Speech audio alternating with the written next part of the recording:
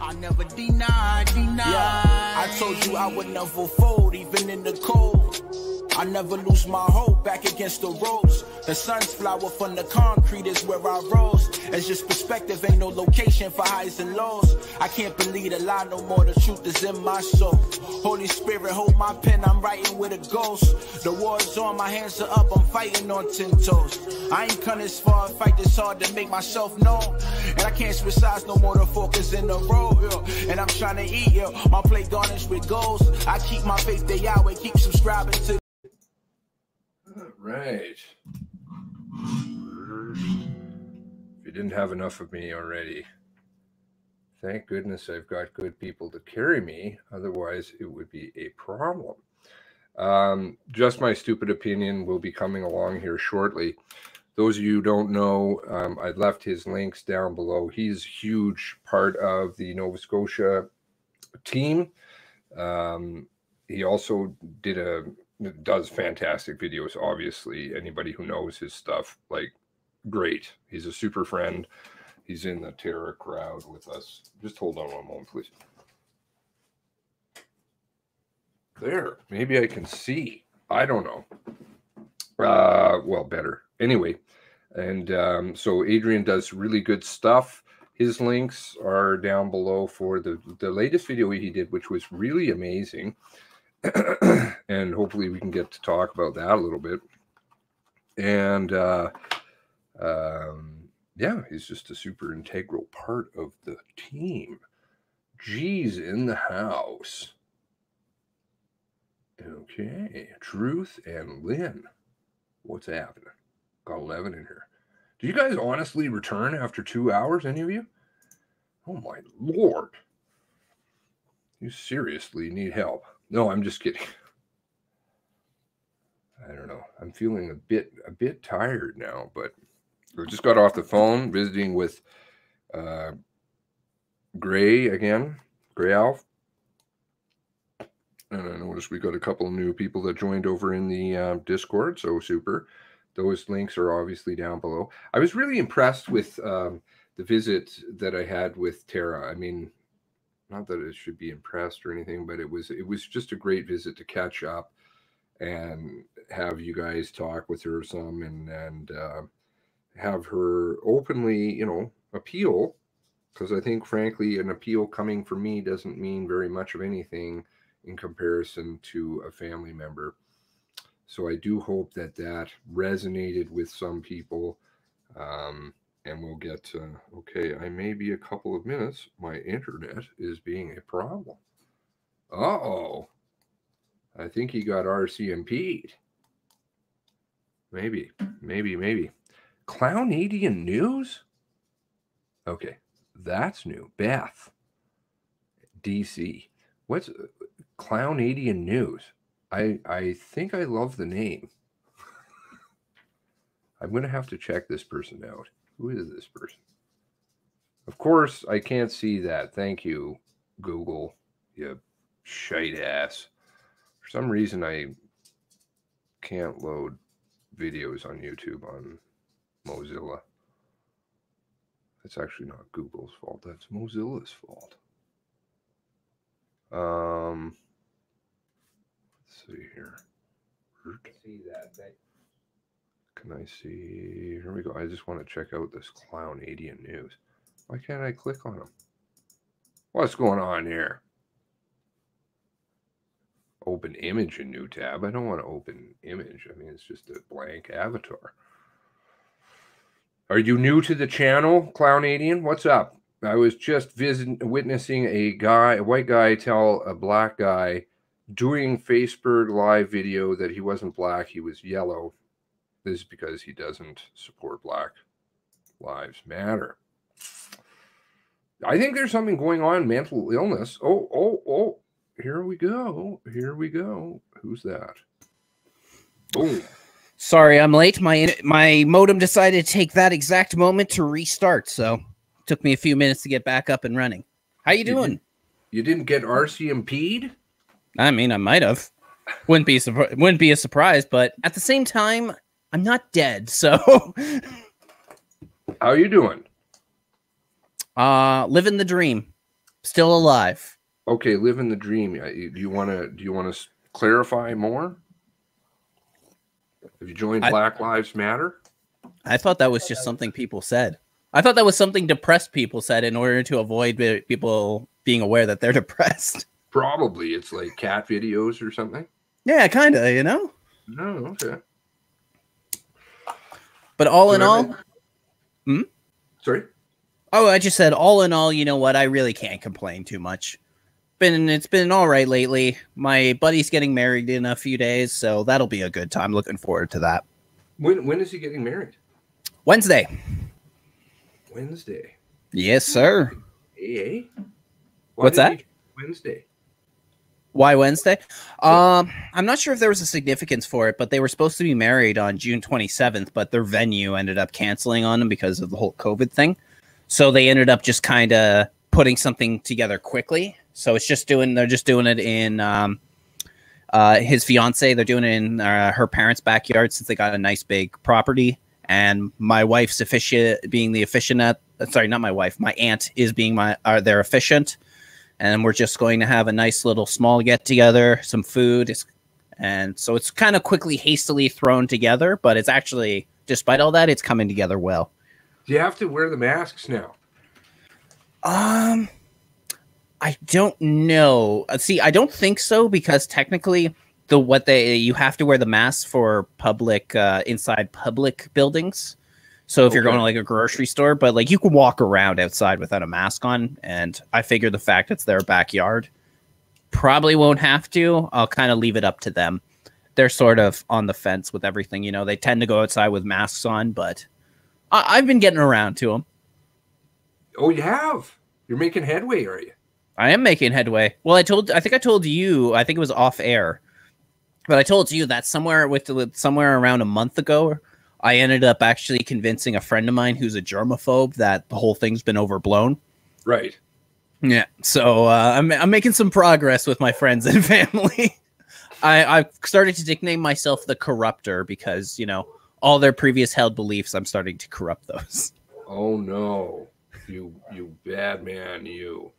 So you Damn right. don't have to wear the masks? I didn't understand that. I thought you had to wear the masks everywhere.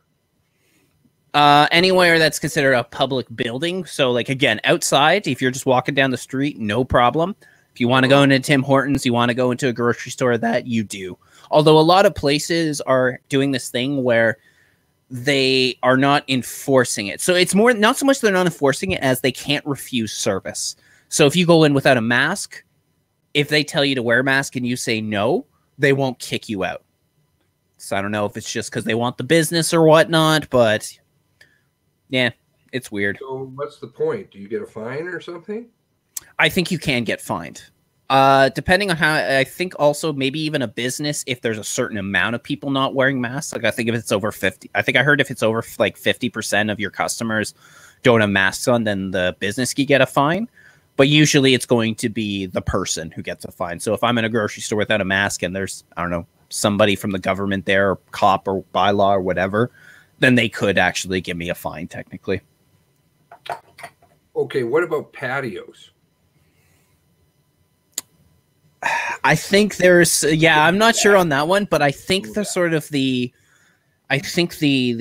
lining in that is that a lot of patios are, you know, they're usually in restaurants and you can't really eat with a mask on, because I think restaurants, you don't have to wear a mask for that exact reason, is that you have to eat and you can't really shove the food underneath your mask. So I think they kind of get away with that already, but I really don't know, to be honest. The whole thing is a load of crap to me.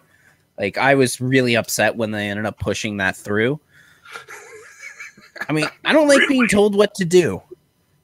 Like, it's one thing if you're at a job and your boss says, hey, I need you to do this. It's like, that's fine. But you know what? If you're just going to try and force me to dress up the way you want and wear a mask when I don't want to wear a mask, then no, I don't take that very well.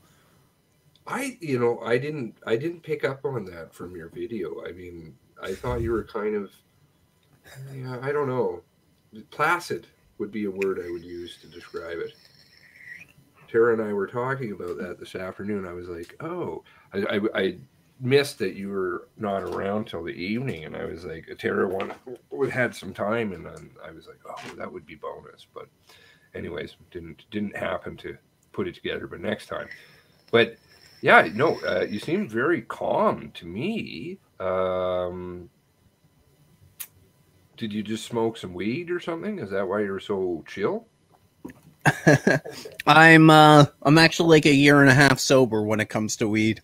But what tends to happen with me is that one reason that a lot of things that do anger me, that I don't seem very angry in my videos, is that it's rare where I make my video in the, I guess you could say, in the proximity of when I'm angry. So it's like when I first heard about the masks, throughout the day, I was pretty angry about it. I was in a bad mood.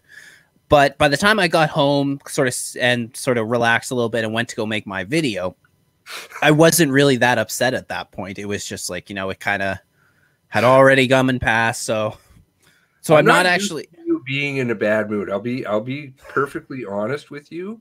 That might be some of why I'm laughing. I'm not used to it. So like when I saw you, like at first it started out okay, and then you started to get really fired up, and I was like, oh my God, who is this? Like, what happened to him? Well, one thing too is I'm not typically in a bad mood when I'm with friends and family, because I enjoy being around my friends and family. So even when I'm in a bad mood, I usually get out of it pretty quickly.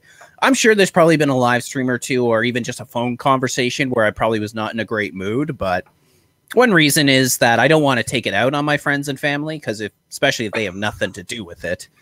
And they put me in a good mood. So I'm just generally not that angry when we're talking about these subjects with them. Oh, geez. Oh no, you really got me going here. Anybody who wants to check out his video, please, everybody should. I've left a link down below for the specific video. This is just, it was classic. And did you have a script or anything for this at all? No, the only thing I had was there was a couple. I think it was one video beforehand, but I forgot a couple things. So I didn't have a script, but I just had like a couple bullet points pulled up on on whatever it was, like my Word account. So I just made sure that I quickly glanced through that before I ended the video. But no, that was just something that most of that is already stuff I covered in my own head over and over again since about somewhere around April or something like that, or May. Yeah, it was just like things I had talked to other people about, things that were just bugging me over time, and I had a lot of time to think about it, so I knew exactly what I wanted to say. But yeah, no, well, just like a couple examples I wanted to make sure that I threw into the video. But no, aside for that, that was just me going off the top of my head. I usually don't get them that concise. I'm usually not that well-spoken. I thought you were Barack Obama with the teleprompter or something. I kept watching to see if you were watching notes on the other screen or something. I don't know, but no, I was like, holy shit, man, he could just go. He's like, bang, bang, bang, bang, bang, and then, oh, fuck this. I was like, and I noticed a couple of the comments. You kind of got razzed by a couple of people. Well, one thing I thought was ridiculous was that one person was upset because at one point in one of the examples I used is like, people wonder how a whole nation, supported the Nazi party, or, how two out of 5 people in the Soviet Union were 2 out of 5 people in the Soviet Union were government snitches. And apparently the guy didn't like that I used the Nazi Germany as an example, and like told me to go watch Europa, The Last Battle, which we did a live stream talking about that documentary. We saw it and everything. Yeah. I mean, I thought it was a little ridiculous, but the whole point behind it wasn't even necessarily for someone like that. But it's like, people always say, like, how did a whole nation support the Nazi party? It's like, okay, that's very simple. How? You just need to look what's going on right now. It's like, I know there's a lot of propaganda over there. I also know that documentary, there's a lot of propaganda in there. I mean, Hitler wasn't exactly the most evil dude that everyone wants to paint him out to be, mainstream history paints him out to be, but he wasn't the angel that this guy tried to paint him out to be either. So I don't know. No, I mean, yeah, that's totally true. Well, on top of that, I was thinking to myself about that the other day after I saw it, and I was like, so, you know, we're being forced to wear masks. The charter means nothing. Rights mean nothing. We're steadily marching towards a dystopian future. You know, cities are being burnt to the ground. They're trying to push a race where we got all these things happening today, and you're upset because you didn't like the example I gave. Like, okay, then. All right, then. Steve's here. I wonder if Steve-O, what's up? Yeah, in the swearing, that turned somebody off too. I think I gave them a bit of a something. I noticed that 3 of my comments that I left got banned. Really? Yeah. And I think one of them I can see, but it's shadow banned. The last one that I had left there, so. Let me take a look, because I'm going to check in my spam folder, because I haven't checked the actual comment tab under YouTube Studio. Oh, no. It was banned. They told me. Oh, was it?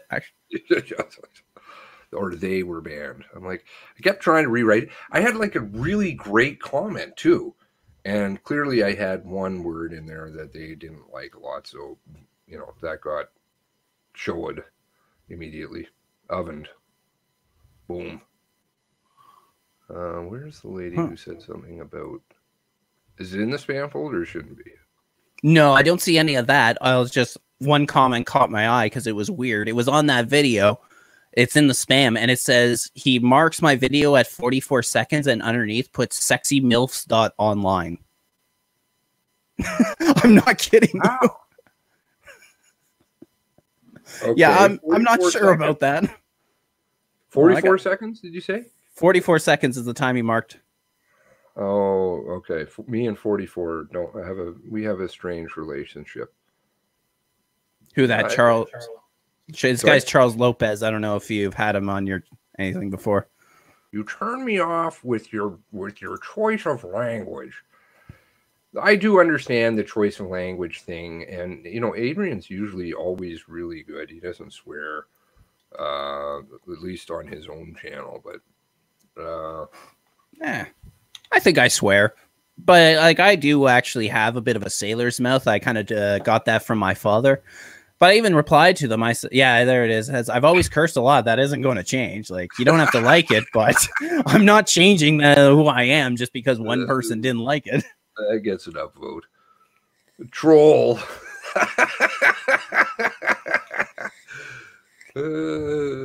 Oh, I don't know. I guess it's just me, but I've never understood people that are that turned off by, you know, foul language, if you will. It's like, it's not that big of a deal. I mean, I'm even someone who goes out of his way to avoid swearing around like kids and all that, but I'm not thrown off by people that swear a lot. I'm like, okay, that's just who they are. That's just what they do.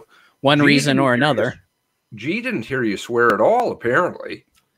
I think I did. I think I said fuck once or twice, but yeah, no, like I was going to say, like, actually, considering how much I can swear, I didn't swear that much in that video. Like maybe 1 or 2 swear words. That was about it. You were getting pretty fired up. I could tell. I was like, oh no, this is not, it looks like something's going to get thrown across the room or something soon. Well, it's funny you mentioned that because, like I said, I did one video of that beforehand, but I missed a few things and a few things I didn't like. Well, in that video, when I was recording it, my cat came downstairs and started meowing, and he has a loud meow. So, like, if I had posted that up, you would just see me pick up a notepad and just throw it across the room to scare him off. Oh. Not to hit him, but, you know, if he's going to come down when I'm recording and start making a bunch of noise, he's getting out of there. Oh, poor cat. Poor cat. G says you didn't swear until 3/4 of the way through. Hey, well, that's pretty damn good for me. Yeah. Oh. You know what? Hey, you know what? That cat, when we found him, was on the street. He had fleas and ear mites. He was malnourished, and we brought him into this house, paid the vet bills, and now he's looking pretty damn good. So you know what? If I throw a notepad at him, I think I'm allowed to throw a damn notepad at him. I was on the phone last night, and I had a question for a credit card company of mine because I was like, I post my payments and then 2 weeks later they'll email me and tell me, oh, we just received a payment. And I'm like, okay, I think I better check this now, because if I'm getting like my credit score dinged on my credit card, I'm going to be really unhappy, because of my credit score. I like my credit score.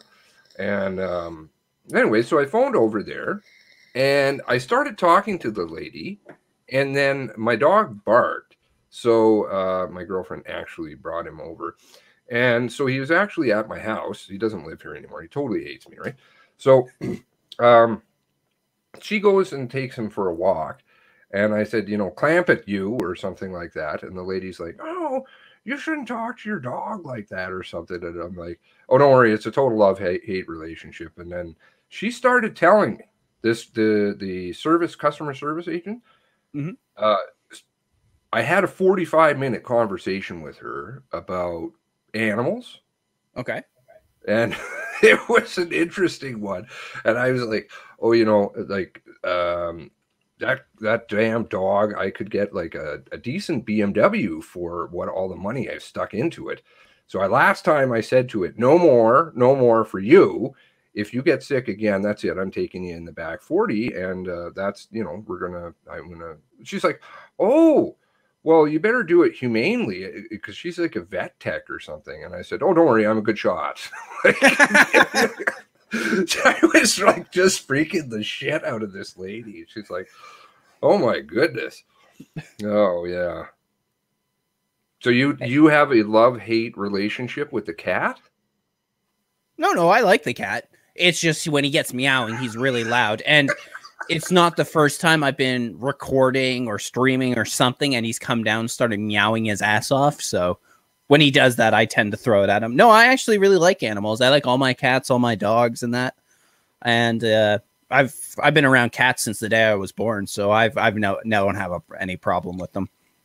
The only thing I don't like about him is that he still needs to be neutered, and so he likes to spray and mark his territory. So all the vet. I think actually some vets are open now, so we might be able to get him neutered now or soon. But when we were planning to do it, all the vets shut down, and they were only doing emergencies for anything like that. So we had to wait. Is that an emergency? Well, I don't know. Isn't that an essential service? Bob Barker would think so, I'm sure. I'm sure he would.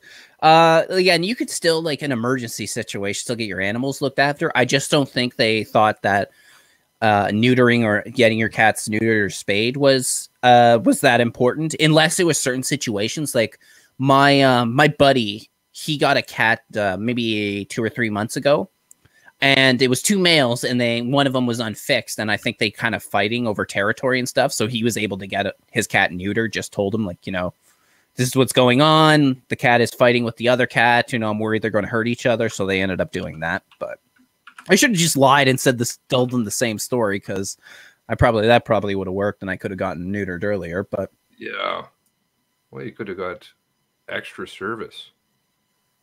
Yeah, there you go. So he sprays everywhere, eh? My dog's not fixed either. He's not terrible. He could be way worse, but it's just every now and then, you'll kind of walk into a room and you smell something, then you got to track it down. You got to get the spray out, spray it. Sometimes I had to invest in a steam cleaner. Oh, really? Oh, yeah. No, that didn't go over well. APs everywhere. Let's see here. Maybe is it something like this? Somebody just posted there is truth in all. Here we go. Here's the RCMP in their cat. While people are getting massacred and houses burning, and no. I was gonna say you just hear gunshots going off in the background. Yeah. Well, I did. On the video I did with the interview, I put a little montage together at the beginning, and I had like the cat rolling around on the ground, and I had Campbell talking about what was going on. And he's like, oh yeah, we arrived there right away, and we found out right away that it was an RCMP car, and there was fires. and the cat's rolling around on the ground underneath it. And then I've got the background, I've got like a house burning and like some track from Rambo, and it's like and the cat's rolling around. I'm like, yeah, that's basically what you were telling people, you fucking liars. Jesus, that's just perfect. That was a perfect one to put together. Hey, you know what? Like you put out that video the other day about how it seemed that they were starting to learn not to post to Twitter. I mean, did you ever figure out what happened with that? It was like the one about how they said it was just like something was shut down, and then someone commented to be like, okay, well, why do you have like armored cops with assault rifles telling people to stay in their homes? Oh, well, okay. On that note, I do have something new, and this one is rather shocking. Okay, so I don't know anything more about the shutdown one. Of course, they're not saying anything as per normal, but I'm sure some people in here obviously are going to be from the East Coast. And so there was the shooting, I think it was last night or the night before, the man with the BB gun. Did you hear about that? Yep. Okay, so the Sun posted, let's see, I think it's a message from somebody. So I don't, on the Facebook, so I don't think I don't want to dox that person. Where did they put it? Oh no, it's a message. I think it was a message. Here. Yeah, okay, so, but I think I can show, oh, no, if you don't want to show, you could always just say, tell what they said, so that way you don't have to worry about anything. Don't want it. Well, it's just my terrible reading. Okay, so this is from Kevin Wheeler, who is apparently the son of the BB gun man. Okay. And he writes, "Thank you everyone for your love and support during this difficult time with our for our family. To say this has been an extremely overwhelming and shocking would be an understatement. We would just like to clarify a few misleading and inaccurate statements that have been released by the media about our dad. Dad was sitting outside on the steps with a pellet gun in his hand, pointing it towards the ground, not police. The police did not try to negotiate with him at all or use any avenues to resolve the situation. They asked him to, quote, drop the gun, then immediately shot him 4 times. We have yet to receive a full police report, as it is now a murder investigation.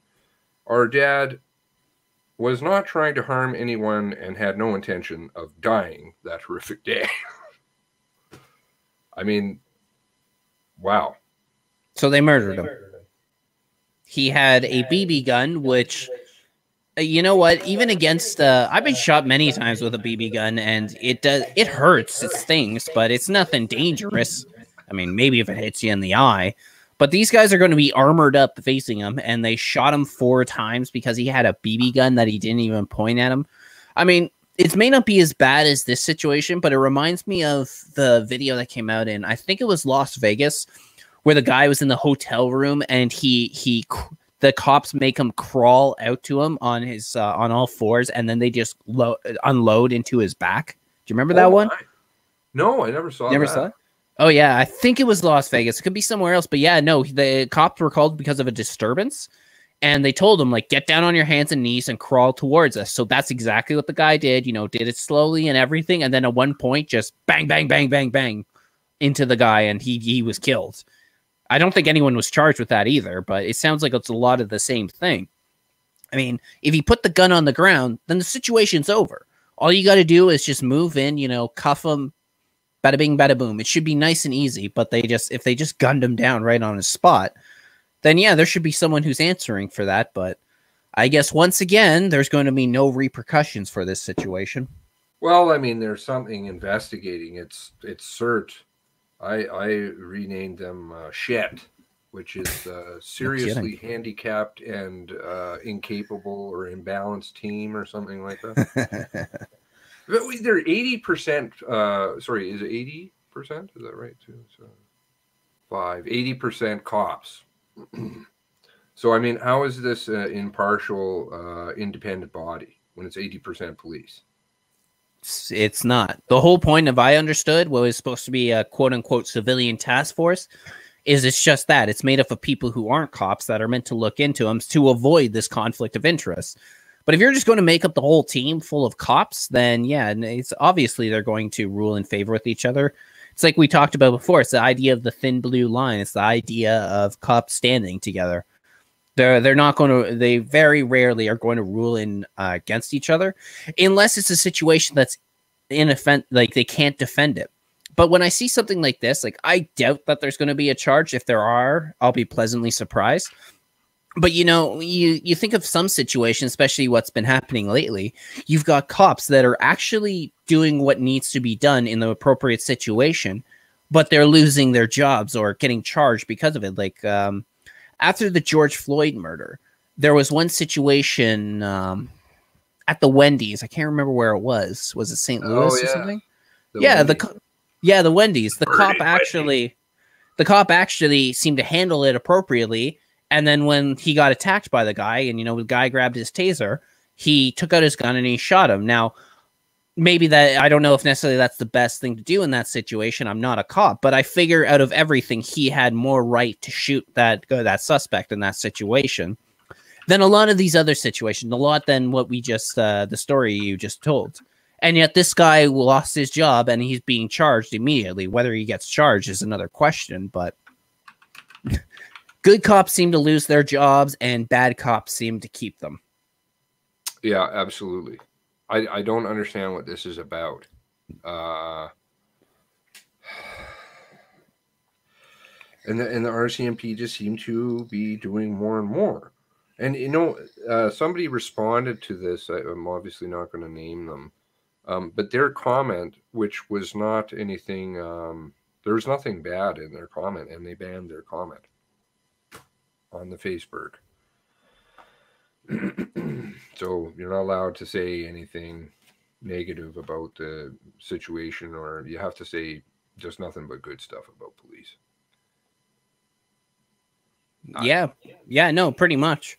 And except for, again, in a few situations where you're allowed to criticize them, like I guess what happened with the George Floyd incident, then you're really not allowed. But I guess in those situations, you're allowed to burn cities to the ground, regardless of whether it happened in your city or not. And again, and have no repercussions with that.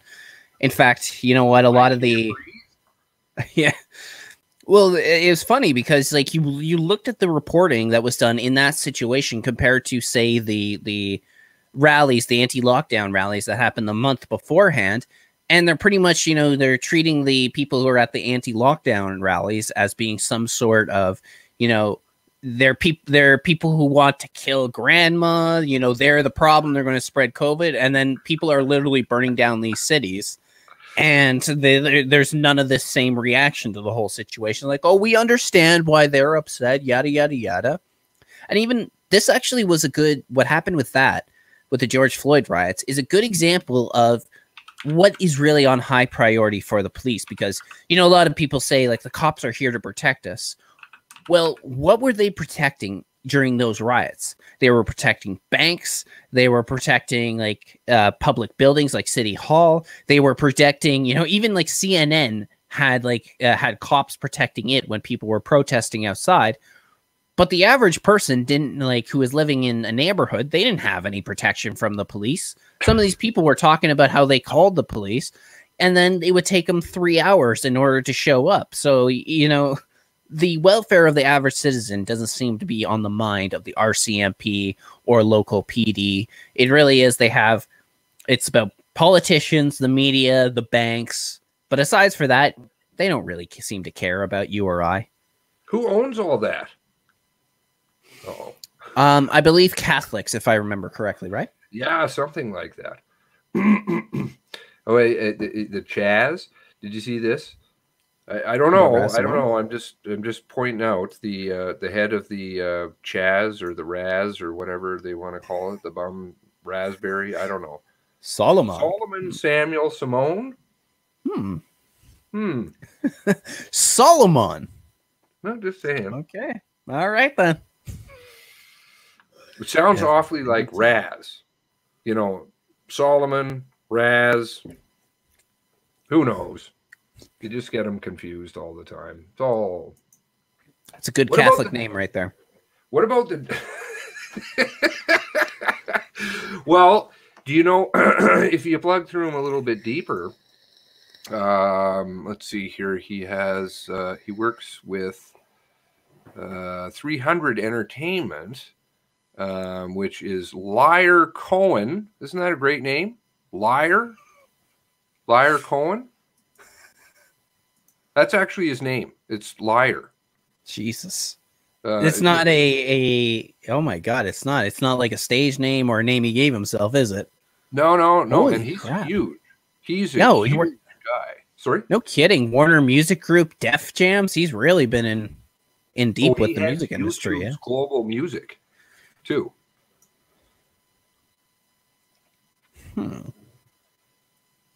Oh yeah, no. When you plug through the music industry, it's rather interesting. You got a lot of Palestinians in there. See, because he's from Palestine. Don't you know? I think I lost you for a second, but I'm back now. Did I get edited? I think it was on my side. I was using a VPN and I just shut it down for now because things are starting to shut her down. Exactly. I think that's really what the problem was. Oh.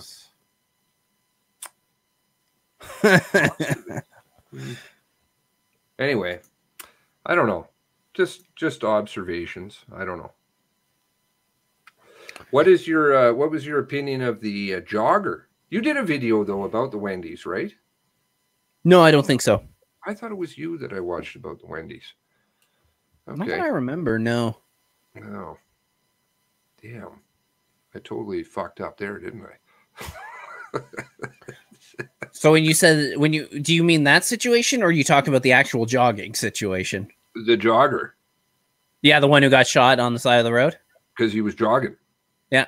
Yeah, no, for that one, so in that situation, I thought that I don't really think it's a good idea for people to sort of be trying to make citizens arrest or acting, if you want, in sort of vigilante justice type thing. But people were trying to paint this guy who ended up getting killed as, like they tend to do in these situations. They try and paint them as some sort of angel. Well, if you looked into what this guy was doing, I think he had like a hammer or something on him, which can be a weapon. And he was actually trying to break into homes in order to rob people when this ended up happening. I mean, I don't know how many people go jogging in Timberland boots, even though this is the way they try to act. It was like, oh, this guy was just going for a jog, and it might as well have been like some sort of KKK lynching at the time. So I think that there was no real good people in that situation, but the guy was no angel, and he was trying to break into homes and rob people. It's just, I don't see a point for these guys to have gone out and try and hunt him down. You dying over there? We're losing Seamus, everybody. It was good while it lasted. It's just a jogger. Okay. I'm just jogging. I'm out of breath. Jogging in the timberlands. No, I don't think so. But they have to frame this stuff up, eh? It's pretty horrific. It's pretty horrific how they're just baiting everybody into race wars and cop versus civilian and anything and everything that they can pull out to divide people and have them fighting in amongst each other. It's unbelievable. Unbelievable. They were going to dream up a whole bunch of new one. Furball. Okay. What do you think's coming up next? Well, I'm with the way that things have been going and the way that people are acting, I'm actually pretty worried about this idea of some sort of race war breaking out, because I don't think any normal person really wants that. I don't think whether you're white or black, you really want a race war coming up. But the people that they promote and the people that they try and hold up on a pedestal, they're far from anything but angels, but they don't want to admit this. Like even George Floyd, I watched that video of George Floyd. Now, I do consider that murder. I mean, I've said that I can understand that if a guy is resisting arrest, you may need to put your knee on the back of his neck just to sort of subdue him for a few seconds. But there's no justification for keeping your knee on the back of his neck for nearly 9 minutes. So I did consider that murder. But then they do this thing where they want to paint the cop as evil and George Floyd as good. George Floyd was high on a bunch of different drugs at the time. He did resist arrest. And then we also know that in the past, he had actually threatened to kill a pregnant woman. He had held a gun at a pregnant woman. So the whole point of what they're doing is I do think that they are trying to push for a race war. And I think it's the idea, not just the idea of divide and conquer, you know, the more and more damage you can cause, the more and more control you can get over the population. But even for something like the media, it can even be something as simple as ratings. I mean, these people, when this happens, they love it. They get so many views. Everyone's interested in tuning in to see what's going on. They get to paint the narrative. They get all the views out of it and all the money that comes out of it. So I am worried what's coming down the pipeline, because you're consistently painting the idea of the white man as some sort of devil, inherently racist. And again, you sort of paint them as evil. Now, what do you do with evil? You destroy evil. And I think you're going to get to it where you already have all these people, these who hate themselves for being white. I mean, there was a study that was done not too long ago about what people felt about their own, like about different races and their own race. Now, everyone, whether that was black, liberal, conservative, you know, Asian, liberal, conservative, whatever it happened to be, they at least painted their own group of people in a good light. And even white conservatives, you know, they painted white people in good light. White liberals were the only group of people that actually had a negative view for their own people, for white people. So with all this going on, I'm really worried about, I think that there's going to be more violence that's breaking out. I mean, there was plenty of violence in the George Floyd riots. As much as people were focusing on George Floyd being killed by a white cop, there were dozens of racially motivated attacks and deaths that ended up coming out of the George Floyd murders that flew under the radar. If you paid any attention, there was like some old white grandma that ended up getting cracked in the head. There was a black cop who was killed by other black people simply for trying to stop looting. I don't remember his name, but I really think that given enough time, if we keep going down this way, what's that? He was just jogging. He was just jogging. Exactly. He went out for a jog, decided to try and stop some looting, and got killed for it. I think that sooner or later, if we keep going down this path, there will be a form of race war that ends up breaking out. I hope it doesn't happen, and I think most people will not be in favor for it either way, whether for or against one group or the other. I think most people just want to get along with each other. But there's people even these days saying that race relations are worse than they were in like the 1940s and 1950s and on and on and on. So you keep letting it go down this way, I think it's going to be a lot of violence is in our future, to be honest. Oh, yeah. Yep. No, they definitely got that one brewing away, just like they have 17,000 other, pokers in the fire. They got to stick as many as they can in, rip us all to pieces, and get each other to rip each other to pieces in the process. You don't have any views on the person who did the second autopsy, the family autopsy, or the fact that the cop and George Floyd worked together? I didn't hear about that. Yeah, they worked together. When? I think not too much earlier. George Floyd, cop, worked together. Yeah, no, that one flew under the radar for me.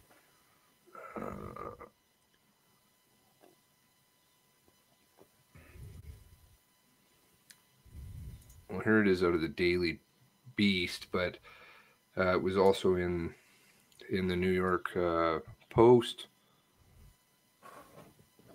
They worked together.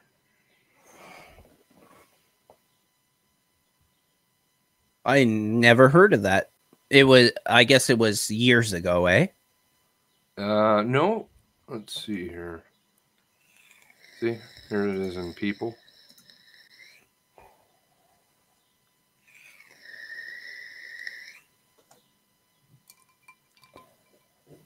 They worked at the same club for more than a decade. Whoa. Okay, so it wasn't just a short period of time then. It was a long period of time they were working together. Yeah. No, I had never heard of that.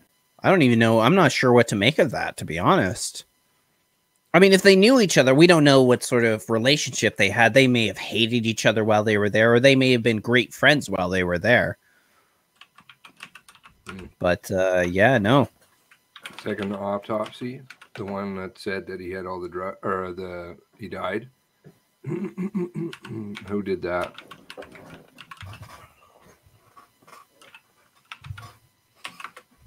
That guy's rather questionable. What was his name? The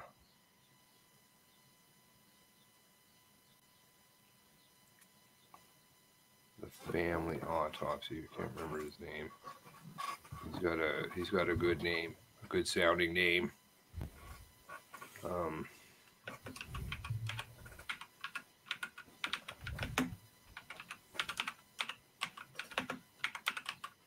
There's much more to this puzzle.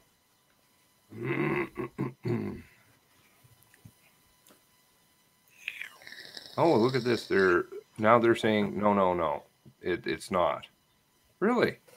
I love these fucking fake fact checkers. They're unbelievably horrible. Michael Baden? You know Michael Baden?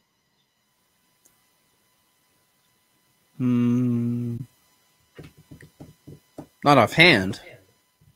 I did the autopsy for Jeffrey Epstein. Oh, okay.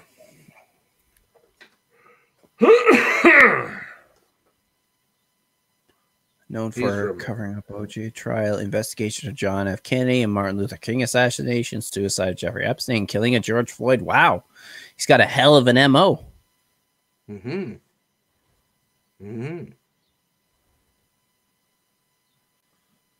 Smash that early life. Oops. Oh, look at that. Born to a Catholic family. I was going to run this one by you, too. I played it the other night. I don't know if you've seen it yet. I was talking to a fellow on the phone. Gray Alf. I had a good visit with him before this. The Great Reset. Have you heard of this? I have actually recently. I've heard it as the Great Economic Reset, but it's the exact same thing, yeah.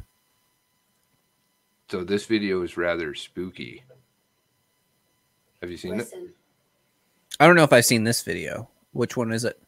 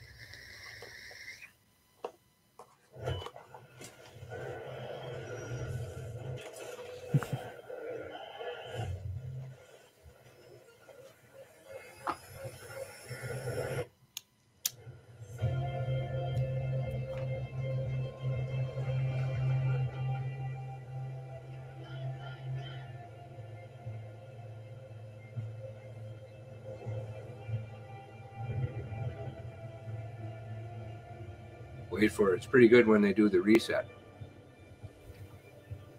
Oh, Polly's done a video on it? Awesome. I'll have to check that out.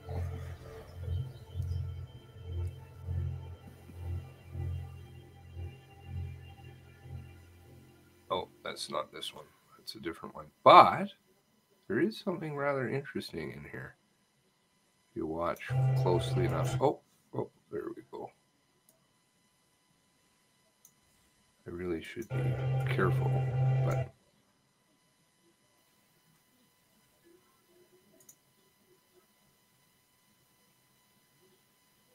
when was this video made?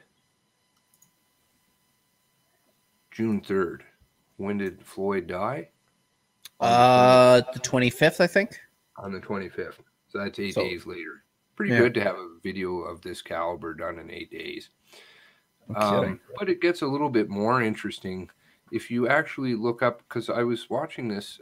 I played this, so some people this may be repetitive. There seems to be a certain element in here that's common. And so I was like, all the signs are same. There's some in French. And then I saw this little logo on this guy's shirt. UEJF? Yeah, okay. Okay. UEJF.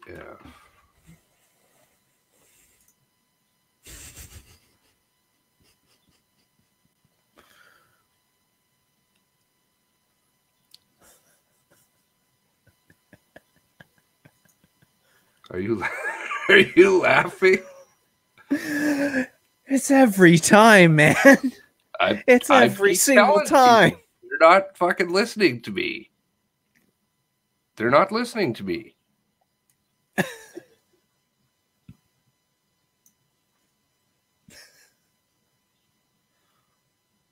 When was the actual protest? Then you look it up. UAGF,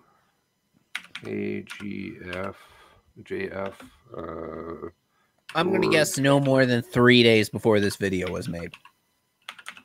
Floyd. Oh, I misspelled that. Oh, there we go.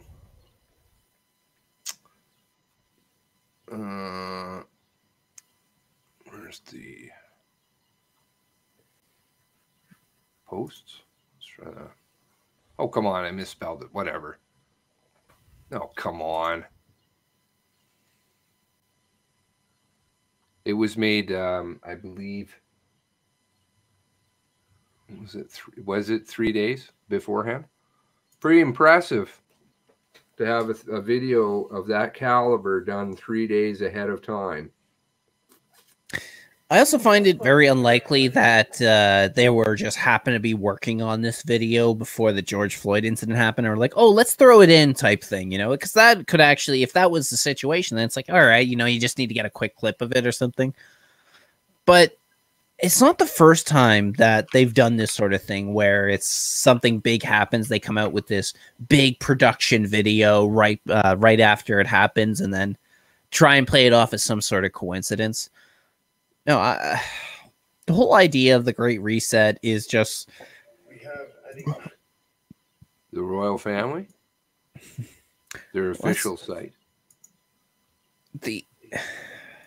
It's always the same people, too, that are pushing for it. But, yeah, we'll watch this. Opportunity to create entirely new sustainable industries. But watch the ending. Very climactic. You damn bastards, you create all these problems. Look at this. We're destroying the world every which way. There's a couple things in here that are good. Reset, okay. They're very creative. Our current trajectory will require bold and imaginative action. Reimagine. With determination and decisive leadership. In order to secure our future and to prosper, we need to evolve our economic model. Redesign. People and planet at the heart of global. Where's Diana there, Charles? If there is one critical lesson we have to learn from this crisis, we need to put nature at the heart of how we operate.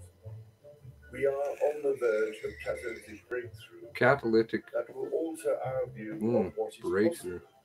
possible Reinvent. within the framework of a sustainable future. Revolution. Revolution. Okay. Nothing short of a paradigm shift. Paradigm one that shift. inspires action at revolutionary levels and pace. We simply cannot waste any more time. The only limit is our willingness to act. Oh, that's what happens when you have a reset? There's not really anybody left. And the time Of course not. is now. Oh. So, you see, this is the thing, too, with these sort of things, like the whole idea of the reset. I'm supposed to believe that all of these people that made their fortunes on the system as it is are going to redesign a new world in which is much fairer for everybody. I'm supposed to believe that the Royals or Elon Musk or another one of these billionaires just care so much for the common people that they're going to reset the system and make it to, I can only imagine, as some sort of, communist utopia, in order to make sure that everyone from North America to Africa to Asia are going to be in a situation that is much better for them, where they don't have to worry about food or shelter or making money, because things are going to be much better. I mean, if this is the whole idea, like you said, I did notice that there seemed to be nobody around in this new reset that they're showing. Yeah, none of these royals, none of these billionaires are going to be the ones that suffer at the hands of this. It's going to be the common people that are suddenly, that if it did involve the mass extinction of a lot of human beings on this planet, then it's going to be people like you and me. None of these royals or anyone else is going to be affected by this. Oh, yeah, no, I still use the Facebook with a really great account. I know that they love my account. That is a pretty good account. I'm straight out of Compton and Jerusalem. So I don't think it's anything serious. I'm astutely aware of Facebook. Yeah, I mean, these people, they're really just trying to, they don't give a shit about us. They never have. And, they create all of the problems, and then they say, oh, by the way, you fucked up. Sorry about that. So we've got the answer for you, though. We've got it. I mean, the thing is, too, is like the idea of the mass genocide of human beings, because, they're apparently a cancer on this world, is that whole situation is playing out right now. It just doesn't play out in a lot of the way that people think. Because a lot of people, when they think of population reduction, they think that this would be, jackbooted thugs kicking in doors and shooting people in the back of the heads. The reason that wouldn't play out is because that's a fast way to have a revolution on your hands. Because, as soon as people realize that you're killing people, they're not going, they're going to resist you. But, if you poison their water, poison their food, Poison wells? Exactly. Oh. If you, we have right now, like the sterilization, the fertilize, how fertile people are all around the world has been steadily dropping. And, you're putting people in more debt, so it's harder to have children. That's the way you're going to reduce the population on the planet. You got to do it subtly, but you got to do it steadily, for the whole point that, people aren't really going to pick up on that or not really be able to connect 2 and 2. But if you take people out and shoot them in the back of the head and you're digging these mass graves in order to throw them in, you're going to have a revolution on your hands. So this is why I do believe that there's a depopulation agenda that's playing out. I just don't think it's going to be as violent as people think. They're going to do it. They're going to do it like the example of boiling the frog. You slowly turn up the heat so that way you boil the frog and eventually kill it without him realizing it. It's going to be the same thing with us. They're just going to slowly turn up the heat. They're going to make it harder for you to afford the healthy food. It's better to afford all this food that gives you cancer. You're going to have a much harder time having kids, and you're going to make it much more unaffordable in order to have kids. And that way that's going to be a very quick way. Give it a few generations, the human being population will drop probably a couple billion at least. Easily. Yeah, and I mean, what better way to hide their depopulating if it's other people ripping each other to shreds? Oh, we didn't do anything. It was yourselves. You damn people. You always make mistakes. You can't handle anything. Look at you now. You just killed each other. And because of that, we have to take control. You've proven that you guys can't look after yourself. So we're going to take control. We're going to take your rights away. And what we decide is for the best, because we've proven through, you know, our billions of dollars that we actually do make a difference in this world. I mean, a lot of these people that are supporting this whole idea of the reset, they're blaming things like ecological damage. Well, a lot of you are responsible for that ecological damage, and then you're going to turn around and you're going to blame the average person for driving a car, for owning a home, as being the problem of, you know, global warming or the hole in the ozone layer. That's when you never hear about anymore. Or the melting ice caps that are actually getting bigger, or the dwindling polar bear population that is actually growing. So they blame all the problems that they've created on the average person. They make their lives more difficult. They make you, say, pay a tax in order because, you know, we'll use it to fight global warming. Meanwhile, they're still making all their money. They're the ones making it out like bandits. And if they're planning to go on the way that this reset seems to be playing out, all of these billionaires, all of these businesses, they're going to survive. But your small mom and pop shop, that ain't going to be able to survive. That's one thing I've said about things like the increase in minimum wage, because whatever it was like 2 years ago when Ontario raised the minimum wage, it went from like, I think it was either $11.25 or $11.50 an hour to $14. And one reason that I was against it was because of this exact reason. Walmart doesn't care if you raise the minimum wage. Best Buy doesn't care if you raise the minimum wage, because they can still afford to pay their employees that much more an hour, no problem. But the average small business that has maybe an employee, maybe two, suddenly having to pay them an extra $3 an hour, $3.50 an hour, that's a huge chunk of their own money that they're pocketing. They can't afford to do that anymore. So then they can't hire anyone on. All these big corporations hire people on, and then just continue to steamroll all these small businesses. So by the end of the day, it's just going to be huge conglomerates, and the average person is no longer ever going to be able to have a small business because they can't compete with the prices, they can't compete with the resources, any legality problems. They don't have the team of lawyers that these huge corporations have.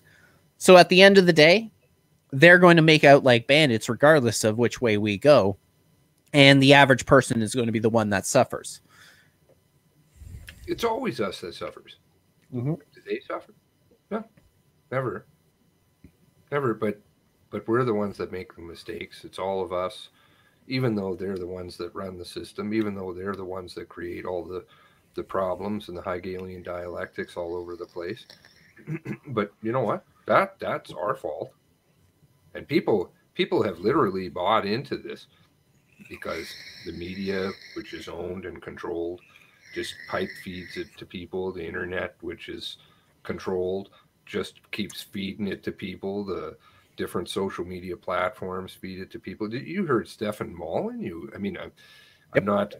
He has his own things, and I'm aware of those. But he got banned. Ted said to me, you remember Ted, right? Oh yeah, yeah.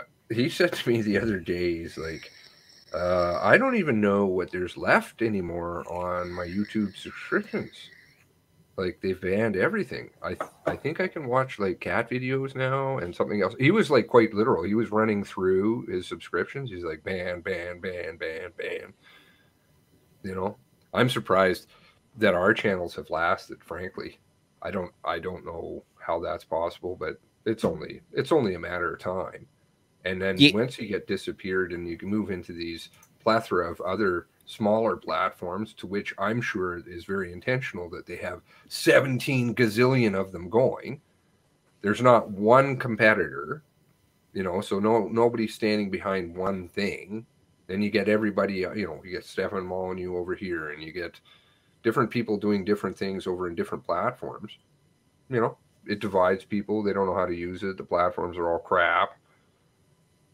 Well, the other thing about that too is, and I agree with Ted, the amount of channels that I used to be subscribed to that are now gone is unbelievable.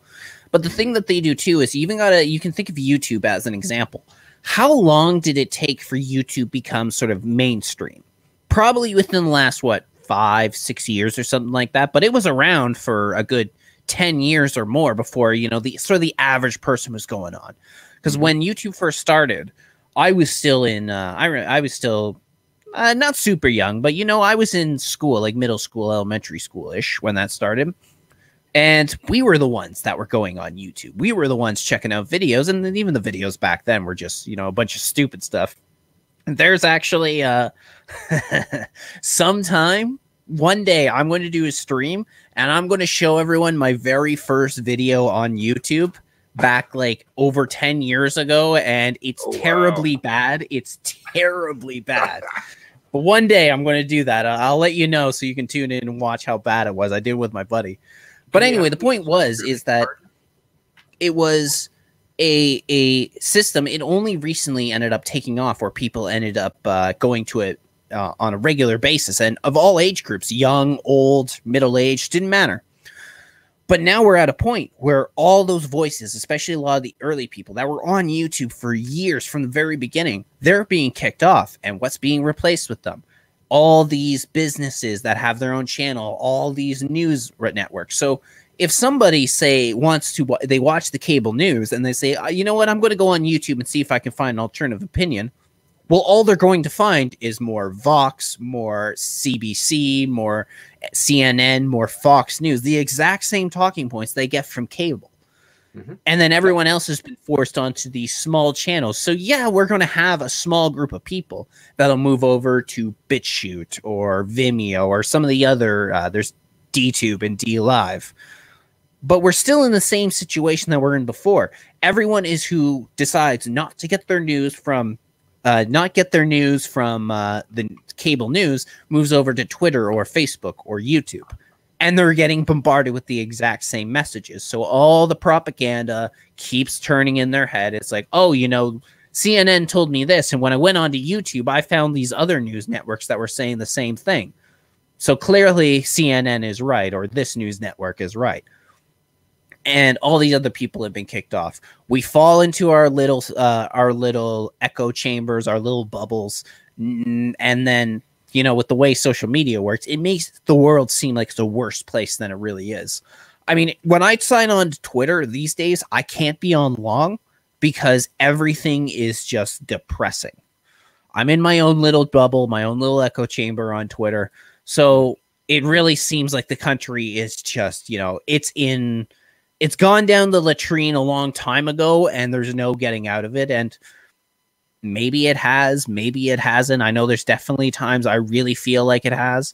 But I know that when I go out and talk to people, it's not as bad as it seems. Yes. People, when you believe there's this huge divide among race and among like even politics.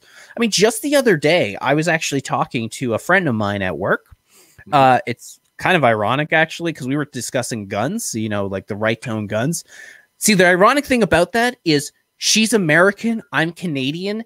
I was the one arguing for gun rights, and she was the one arguing for gun bans. Yeah. But it was a perfectly nice conversation. I wouldn't even call it a debate. We were just having a back and forth, but no one was angry. No one was mad. No one was getting all PO'd because of the other person's opinion. And that's most of the conversations I have people when I do discuss these things out in public. But they want to present this image that, you know, the world is so divided that we're kind of at the points where fall into your tribes and arm up because, you know, any day now there's going to be a war breaking out when that's not the case. Tribes? What? I just love when you pick up on the little keywords. Huh? What are you talking about there? Yeah. It's even like, but even on Twitter, like all these social media platforms, they push an agenda. I definitely recognize that when I'm going on Twitter, you know, you got your trends for you. Yeah. They're usually trends I'm not interested in. They're usually pushing more towards trends that would be against my my points of view. And it seems pretty damn deliberate these days. Oh, yeah, no, it most certainly is. It always has been. You know, just like the suggested videos, just like your friends like this, you know, blah, blah, blah. Oh, it's just mass indoctrination and psychological warfare they're fighting. Crazy, crazy amounts. And it, you know, in this day and age, at least in the days of the television, you had a reprieve. You know, your mom told you to shut the fucking TV off and go do your homework or whatever, right? Nowadays, or they would actually stop broadcasting at a certain time. Yeah.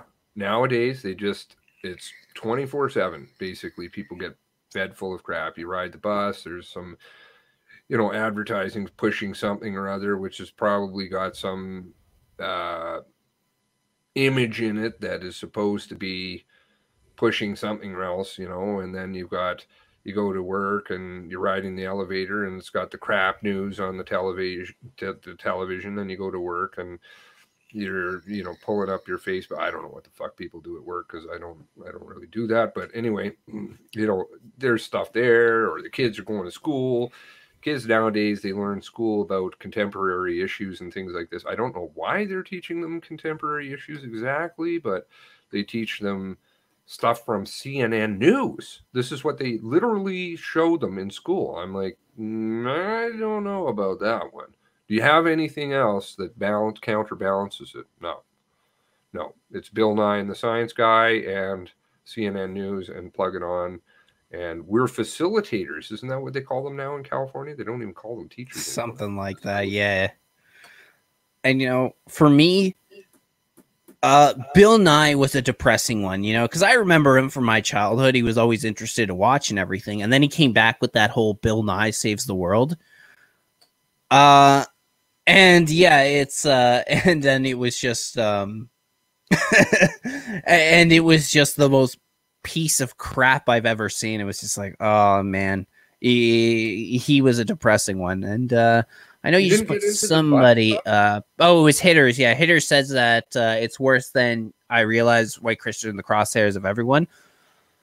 I see, here's the thing is I can definitely get very, I guess if you want to call it black pill and everything like that. And don't get me wrong, I'll agree with you if you're talking about like who they promote on social media, what they talk about in the news and everything like that. I'll agree with you on that. But I don't think it's just, again, when I go out and talk to people, that doesn't seem to be the mainstream opinion of people. So I try and not get too depressed about it or try to get too black pilled about it. And I could be wrong on that. It's just I don't see it in my personal life when it's not coming from a TV, when you're kind of talking to people and getting their real opinions. Yep. I mean, even myself, you know, like I went through my dogmatic atheist phase when I was a little bit younger and everything. Mm-hmm. And even though I'm not religious, I don't have the same views towards religion I did. But a lot of my views were influenced by a lot of the people, not just some of the things I saw, but even just like people such as Christopher Hitchens and Sam Harris and them, you know, sort of those four horsemen of atheists in them. And they kind of like, you know, when you're kind of in that phase, it's very interesting to listen to, but I don't really think that a lot of people really think that way I don't think a lot of people really think that way in their average life. Now, to be fair, you did say just there, I just saw you put that up. You said, I talked to the black dudes I know. To be fair, you know, I will admit that I do know a few black dudes, but I'm not really surrounded by a lot of black people. And nope. I could see that maybe if you are more, then maybe you get that point of view and there's things you don't know about that. And I still know from what I see online and what I hear people say, like there was even something about the Toronto Black Lives Matter leader ended up saying recently something about white people being subhuman or something. It was something terrible that did not get the criticism it should have. Like I saw a couple people talking about it, but you will never see that on CBC or CTV or any of that. So you could be right in certain play areas. It's worse than I think. It's just I'm trying to think from not from what I see on social media and what I see on TV, but what I kind of see in my own personal life. And even that in and of itself is a bubble. It's just and maybe it's a little bit of hopeful thinking, but I like to think that the situation is not as far gone as people think it is. I don't think so either. I don't think so. I mean, you know, I take a slightly more. I don't even know what to call my view of it, but I wouldn't be here. That's my belief. I just wouldn't be here. I mean, there's definitely been a couple of run-ins in my life for sure where I should, you know, well, more than a couple that I should be gone, and I'm still here. And you know, I remember it used to make me mad too, because I could see the world was fucking falling apart long time ago, and yet now I see it and I'm like, well, that's because everything has reason. You know, that's why things are the way that they are. I'm not supposed to be gone. Probably there's reason behind that. I mean, that may sound a bit far-fetched for some people or tinfoil, but everybody has a role, everybody has a reason and a purpose. And if it were total shit and it was going to go all down the tubes, I don't think, you know, many of us would be here anymore anyway. What's the point, you know? But and I'll admit that even there's certain things that I'm talking about more that I didn't talk about, say, a year ago, 2 years ago, because I do see them as more of a problem these days. Like one thing, those who've watched me for a long time, you may notice that lately I've been talking a lot more, like at least about, I don't even want to say anything like even like white rights or anything, but I've been starting to really talk a lot more about how there's this idea, this bias against white people, like white men in general, but white people. Mm-hmm. And that's because I'm starting to see that a lot too. And I'm starting to see how there's a negative view, not just from, again, like I stated a little bit earlier about like, you know, liberal white people having a negative view on themselves. But then there's this push to try and make people like white people look like they're terribly racist. Mm-hmm. And you know, when it comes to something like racism and sexism, my point of view on that lately has been that everybody in this world is racist and sexist in their own, to a certain degree. It's just a matter of how much you're willing to admit it. I think there's always going to be a prejudice there for someone who's not part of your group, if you want, not someone who's you. I just don't think that a lot of people, I think that most people out there won't use it to judge the individual out there. So I take everybody on an individual basis. I'll talk about how, you know, black people are more likely to commit crime and this, that, and the other. But, you know, I'm not going to treat a black person like he's a criminal or something just because I met him. You know, I'll take him as a person. And if he gives me a reason to think that way, then that's the way I'm going to think. But I just don't see a reason to immediately assume something about someone like that just because they fall into a specific group. But I do recognize that there is this push out there lately. And that's one of the reasons. It's not even about being like white nationalists or anything. It's just more about, okay, well, if you're going to say that my group, white men, are, you know, the worst people on earth, need to be, you know, more or less need to be eliminated, then yeah, I'm going to speak about my group and what's beneficial to my group. Well, why do we need to be eliminated? It's always the bigger questions. It's because we cause racism, bro. Okay. Or is it something? Yeah. Well, I mean, obviously, you know, but I mean, is it something more? Do other people from underdeveloped countries or third or second world countries, developing countries, do they pose a risk? Yes, as much depending. As a white person does. I mean, minds and questioning things, specifically men who have the ability to fight back. I mean, do they pose a risk? Many of them do. That doesn't mean every single one does, sure, but yeah, no, that's one of the reasons that I'm That all lives matter. Yeah, all lives matter is now a racist statement. Now you're right. That's banned. You know, I somehow I was got off.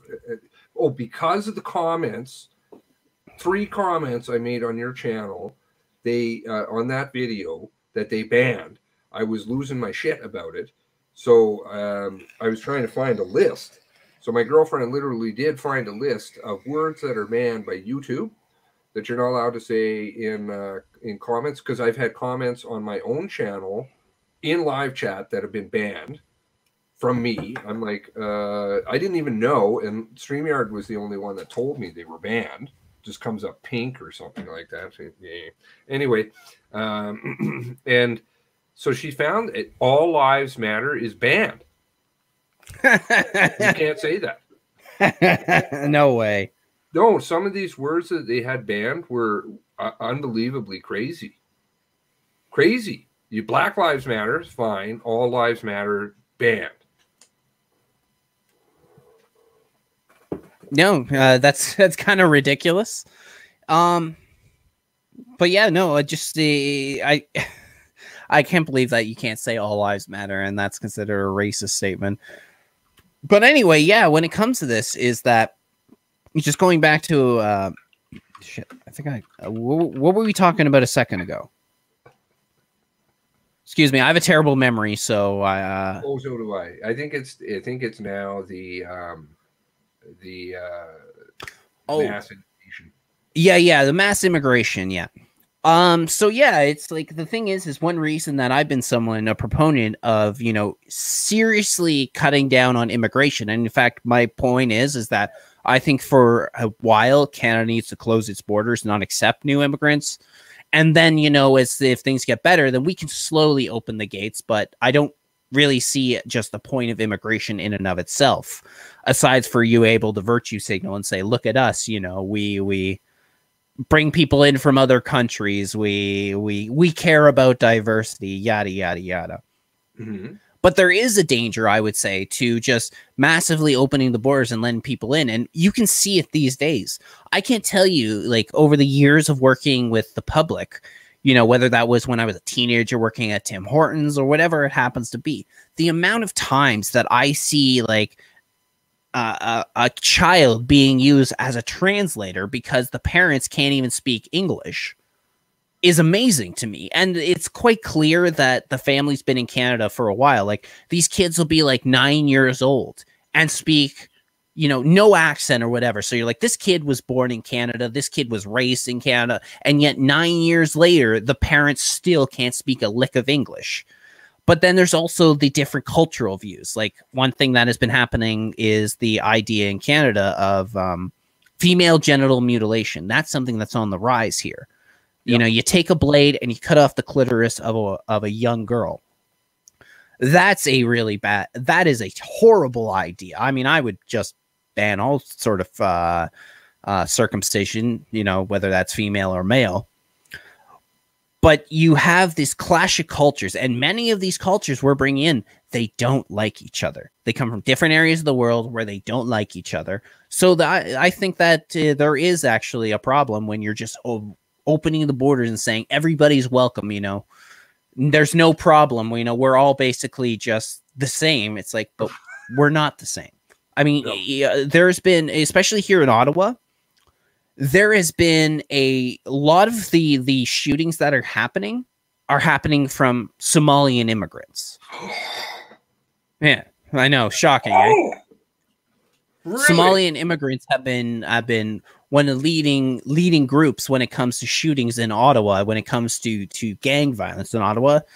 And when you come from certain areas of the world, then yeah, you have different ideas. You got different cultures. You think certain things are okay, other things are not okay. You think certain people are the devil. You think certain people are good. So there's a clash of cultures that are going on right now. And if anything, that's probably one of the biggest divides amongst Canadians right now. I mean, there's a reason that we have Chinatown, and there's a reason that a lot of, say, Muslim immigrants tend to all congregate in the same neighborhoods. They're getting together with their people that they know, that they're comfortable with, the same culture, same religion, same language. Mm-hmm. Yep. They're doing all this, but they're not. There's no integration into the greater idea of what is Canada, the what is supposed to be Canadian culture. No, and I think at the end of the day, it's going to have a very bad lashback. You have all these groups of people that care more about living the life that they had in their old world, and not so much about the life that it means to be a Canadian. Well, and this is all very intentional. That's the thing. I mean, I think if people start to just dig into these things and the history of and where it's coming from and why the money specifically, but the history is very interesting, because then you will see the common thread. I mean, like the immigration thing. The immigration thing isn't even from the 1960s. That started in the 1880s, and there was. I'm not going to get into that. But you know, all of these things we can always find that there's common threads. And once people realize that they're being used as pawns against one another for these intentional purposes, if you say, for instance, the case of the Somalian, sure, their culture is drastically different than ours. It would be different even in a vacuum. Certain things were removed. But in this world, you have people who are, you know, my views have mellowed and tempered somewhat, and more of a middle ground that I'm able to see. Those people really have been fucked around too. They may have had they may not be on the same par as us right now or whatever, but their country has been bombed and fucked with, and wars and drugs and all kinds of shit. So then they get told, well, no, it's those damn people over there in North America, South America, or South Africa. Very prime example of that. Just the resources absolutely drained out of there. Certain people doing that, and then saying, oh my goodness, do you know who did that to you? That's those damn whiteys. So you fire them up, and then you're like, okay, Afghanistan, no wonder your country is in such a disarray. It's because of those damn whiteys. Well, who's the damn whiteys that are causing the fights? That are pissing them off, and then they get told to come here. You give them I was telling Grey Alf about the app. I mean, this is a long time ago. The apps that they get, like they give them the cell phones with the apps pre-installed that tell them where the way stations are, the water points, the food. Here's how to apply for the programs, get into the UN and apply for immigration to Canada. These are all the free things that you're going to get. This is how you do it, word by word by word. It's just a script. So people are like, oh, okay, I don't have very much money. I'll try that. Sure. And then they end up doing it. They come over to France, like that Tim Pool. He did that excellent documentary of the people living in Paris. And he went around to a few of these people, and they're like, you know what? I don't even fucking want to be here. I never wanted to be here to begin with. I just thought that there was something better. I was told there was something better, and I actually had a decent life at home. I didn't want to leave, and I don't want to be here anyway. But we're told then, oh, they want to come here and they want to flood us, and it's that other group that's doing it, and then we're just fighting in amongst each other. But the people that are really running it it's all organized, has been since late 1800s. Well, a good example of this too, where you were just talking about, is that, a lot of people, they come here and they're promised a better life, but then there's a lot of things they don't like about it. They're like, wait, so I've got to spend almost all my time working, it seems that all my money goes to bills, so I'm not really better off. Well, a good example of this was, when Justin Trudeau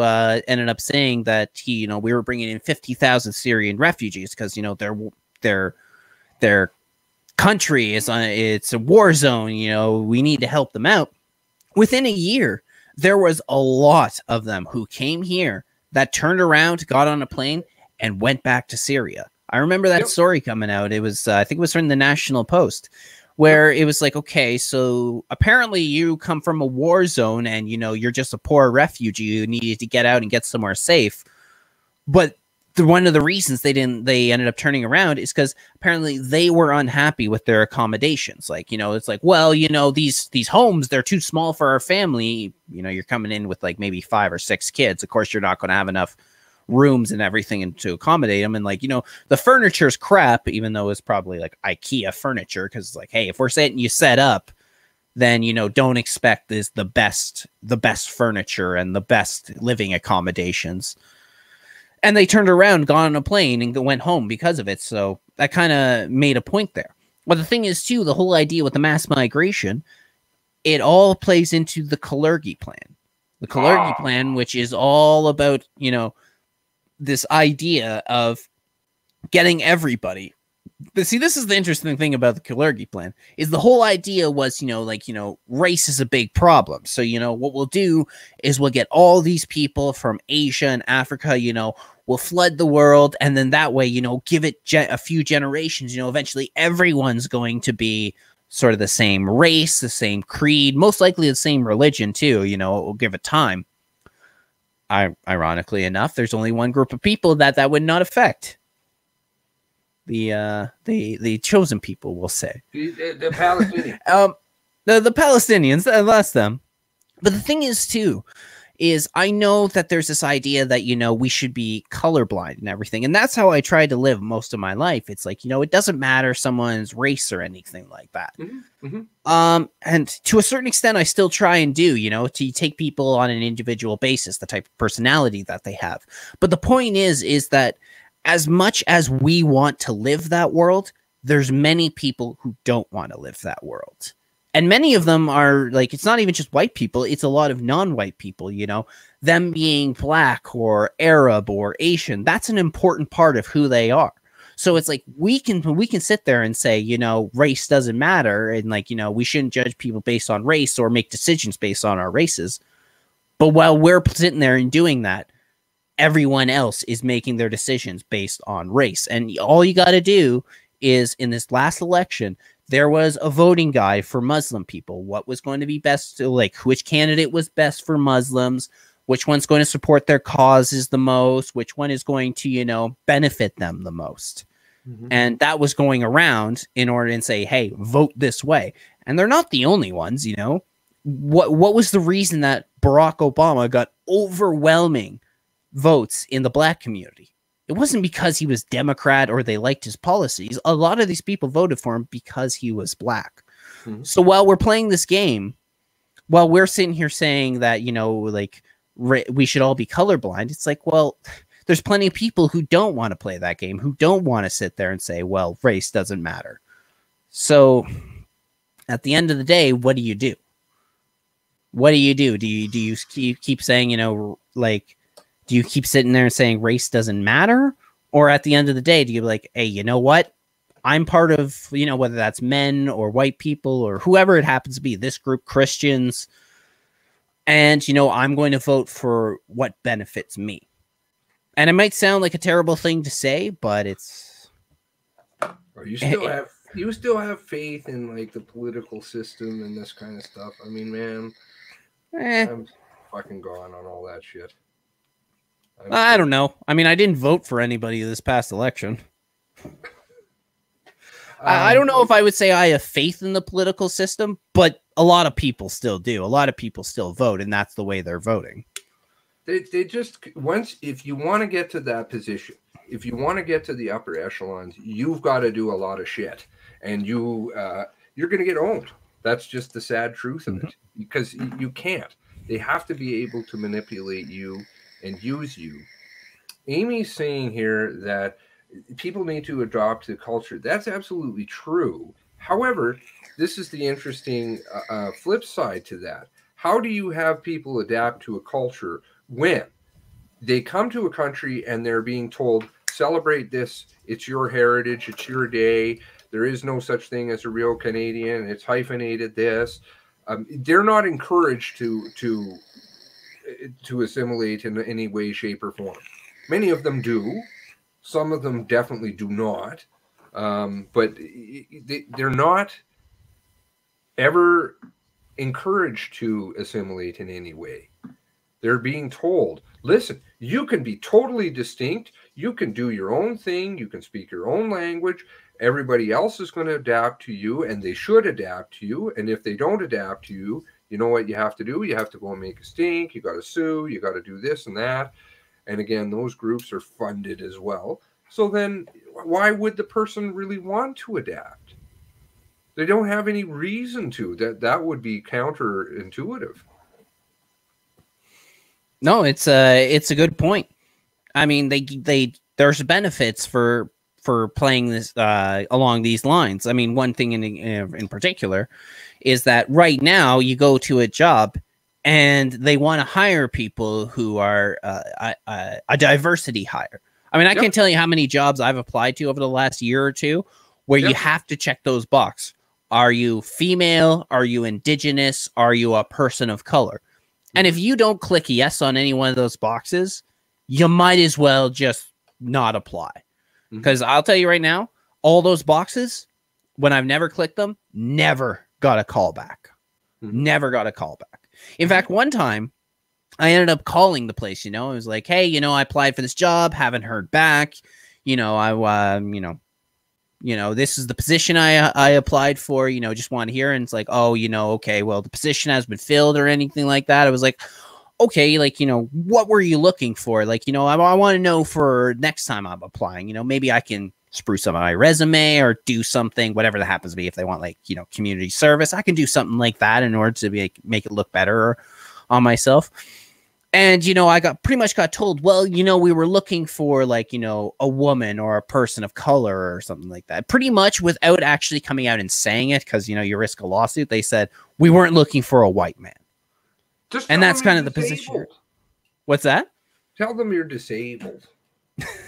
I mean, I'm seriously thinking about, sometimes I seriously think about just pull into Lawrence Southern and just get my gender changed. And that way you can apply for a job. Okay, I don't even know if I want to know. I don't know anything about that. I don't want to know anything about that. But anyway. Oh, it was just again, it was like back when she was all like, I'm part of Rabbi Media. It was like sort of an FU. It was like she technically got her gender changed too. Listen, well, I don't know. I'm not going to wage into that mess because you know where I'm going to go. But you never leave that. It is the mafia. It is Omerta. Once you get in there, if you're part of that, you're never leaving. Never leaving. The whole only point behind it was sort of what was popular in 2015, 2016, the whole owning the lib thing, which is like she could say, she was a woman, so she changed her gender to a man. And then when people would when people would criticize her, she'd be like, well, actually, I'm technically transgendered. So, I mean, I'm not serious. I'm not going to go out and do it. I'm just saying, it's kind of tempting sometimes to do that. Just say you're disabled. Your disability is that you don't suffer fools. And if they piss you off, you get really angry. You have an anger management problem. And they'll be like, oh, okay, fine. Yeah, you're disabled. That's fine. There was one or two things other I wanted to get covered here. Let's see. Rocco, somebody brought that up about Rocco Galante. Rocco. Haven't I already said that, hello hitters? You said whites are in the crosshairs. I thought I made that point clear when I was talking a little while ago. We're all in the crosshairs. We're all in the crosshairs. They're in the crosshairs too. They just don't understand it yet. It doesn't matter. We're fodder and pawns to the means to the end. It's not about money. It's not about the power. Listen, some really key examples that are quite poignant that show that are the Mexican individual, I forget his name, who bought up huge chunks of the New York Times as it was continually losing money. It was going in the toilet. This is a money-losing venture. And yet he's like, oh, you know what? I'm going to buy more. And it's going down. And he's like, I'm going to buy more. Because they don't care about the money. They own the money. They make the money. So why the fuck would they care? You know, it's the tool that they want. But somebody mentioned this earlier in the chat, and I didn't realize. You remember Rocco Galante, right? Comer versus Bank of Canada, fellow. Well, he's back, I guess, and he's talking about the vaccines. Did you know about this? No, I didn't. No, I didn't either. So I was just going to have a little read through here. He's apparently suing. It looks like somebody put that in the chat earlier. Let's see here. Let's just do a find Rocco. Oh, find Rocco. You shouldn't have to jump through hoops to say no, thank you. No, thank you to their, said their lawyer Rocco Galante. And this is vaccine choice breaches several charters. So he's representing Vaccine Choice Canada, and I guess looks like they're probably suing. But I think that's really interesting that he's in the mix again. I like that Rocco. I mean, he's a bit out there on certain things, but same with Comer. Comer, they have a few things that are a bit sketched out by, but in general, you know, people who stand up for rights and things like this, I believe in what they're saying. And it doesn't really matter because like you were saying earlier, and I was talking, funnily enough, with Gray about too, the same thing. The small c and the big L, if we want to use that, which I don't really like to, but the right, left, whatever, the small letter versions of those, the actual true spread between those people is not that far. I mean, I used to have huge, long, good conversations with Dan. Do you remember Dan Costello? Oh, yeah. I mean, great guy. And he's a total self-described liberal. Is he? But he believes... Sorry? He is? Yeah. Oh, I never would have guessed that, judging from his Twitter timeline. Yeah, I mean, he's changed a little bit, but he would say that he's a small liberal. And that's what he used to say. You know, we aren't that far apart in what we believe, or generally.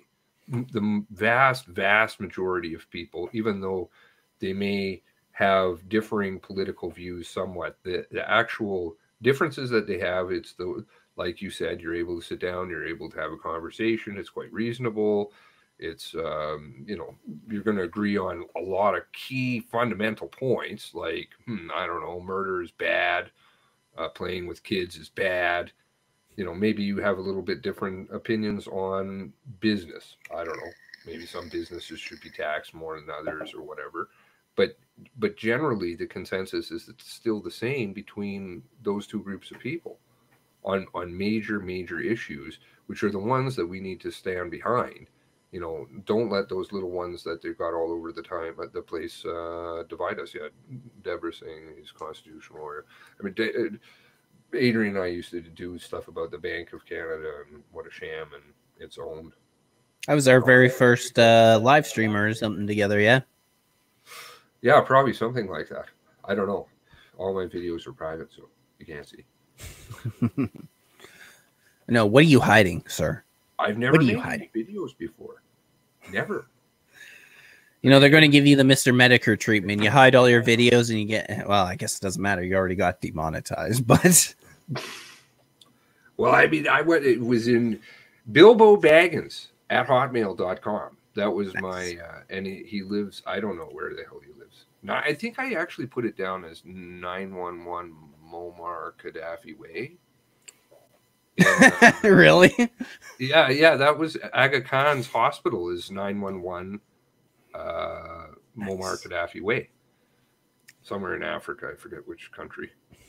It's a total sham. Of course, they just fucking, they're all screwing us. They just, I mean, what does that guy do?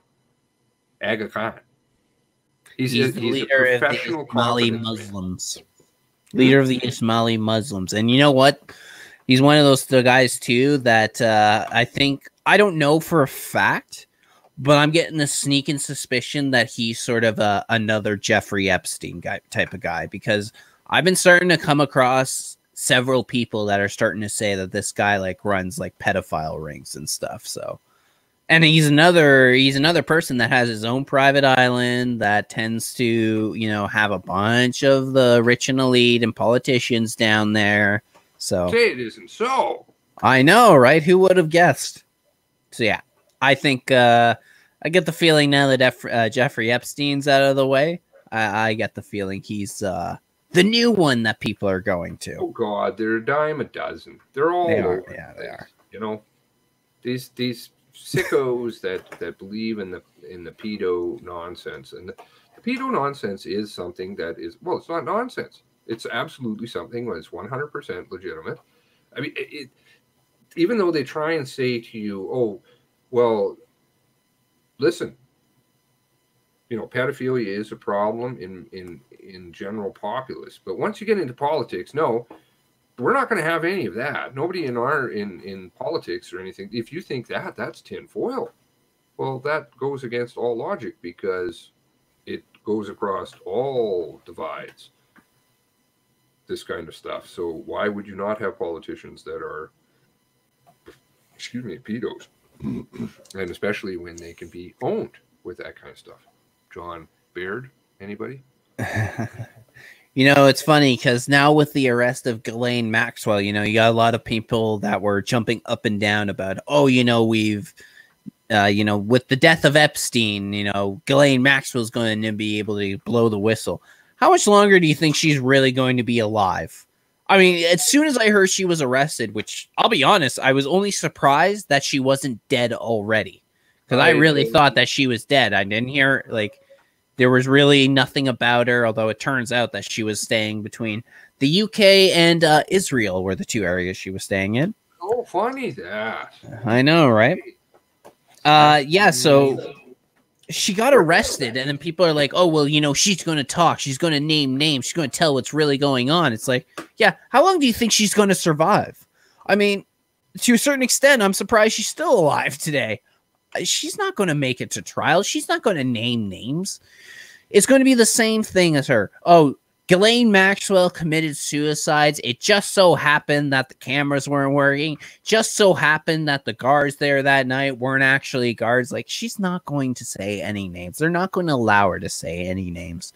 All you got to do is either pay off the right people, whether that's the guards or whether that's the warden of the prison. I mean, she's in the same damn prison as Jeffrey Epstein, as I understand it. Yes. As I understand it. Oh, I don't think she's in prison. Come on, man. Come on. The Mossad does not let these people go. They're not, you know, whatever. Yeah. No. I noticed,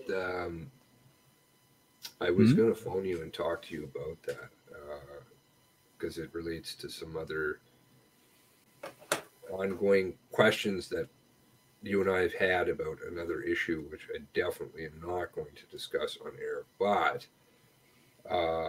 Ryan Dawson, did you see Ryan Dawson's? Do you know Ryan Dawson? Yep. Ryan Dawson's latest video, which is on some, I don't know, obscure platform he's on to now. It's like brand new tube or something? Yeah, something like that. And anyway, he ventures out of his hole every once in a while, but this one, he came out pretty, I don't know. I can't get it. Maybe you should just watch the video and let me know. Somebody sent it to me, and I you know, if you can't find it, I'll find it for you. It's called Spinning Squirrels. Let's see. Spinning Squirrels. I'm not seeing it offhand. The last video I see by him is Larkin Rose and Ryan Dawson talk cops, government, drugs, and Ron Paul. Tinfoil hat Ghislaine, maybe? No. Spinning Squirrels documentary. Oh. Documentary. Yeah, here it is.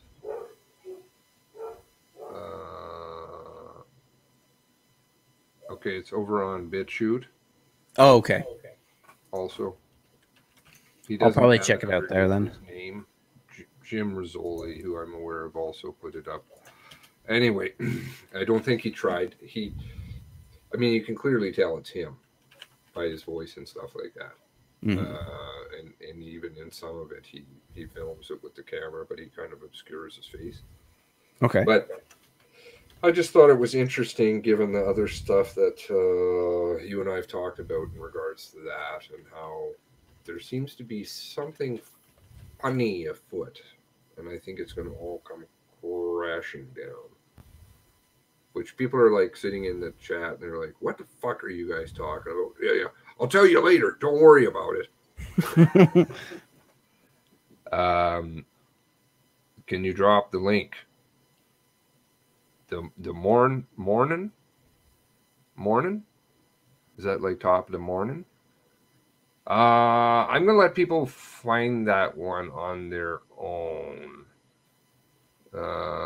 Just because I don't want to get something bad on that one. Yeah, it's was it the tinfoil hat Ghislaine video you were talking about? That is the one you were talking about? I don't want to show that one because it's kind of got. It's about it's a revisionist video. Okay. I mean, I can show it.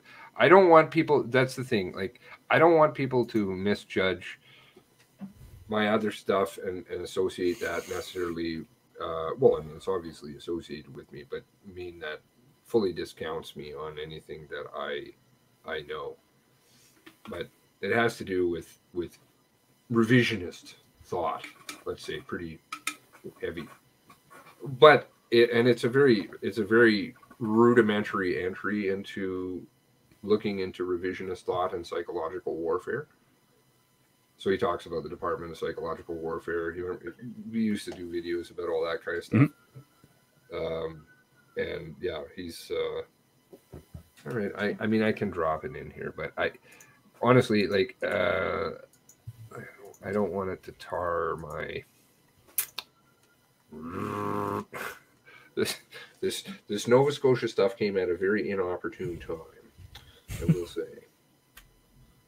But there's the link to it. How about this? I don't have any opinion on any of it. I don't know very much about any of it, and it was just something I came across, and probably it's not even worth watching. How about that? I think that'll be good enough. Yeah, because it's not good stuff. I mean, that's crazy think.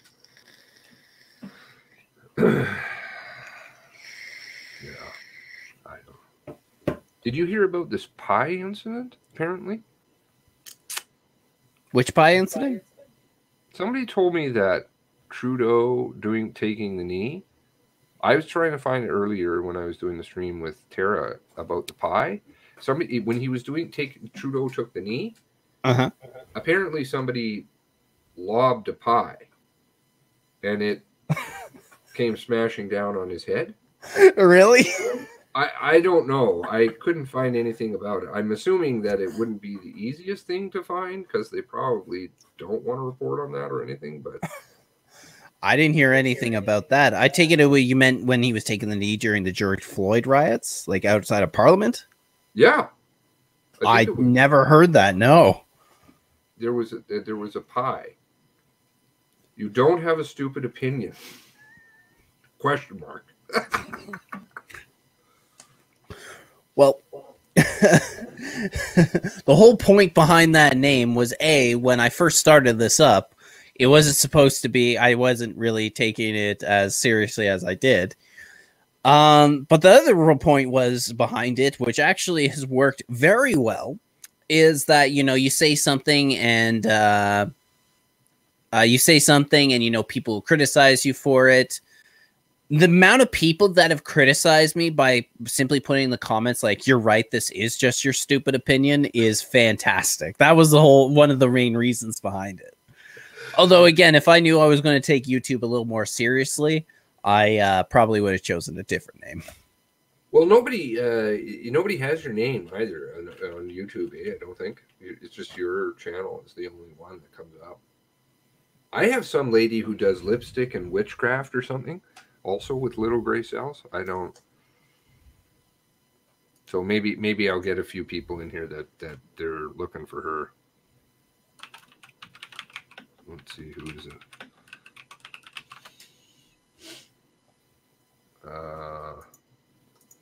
Well, that's me, I think. Oops. Well, I seem to come up higher in the search than she does, which is somewhat nice because she has a bigger channel, much bigger. Oh, I know the other little gray cells. Channel, yeah. It looks kind of interesting. Oh, she's not even English. I don't know what that is.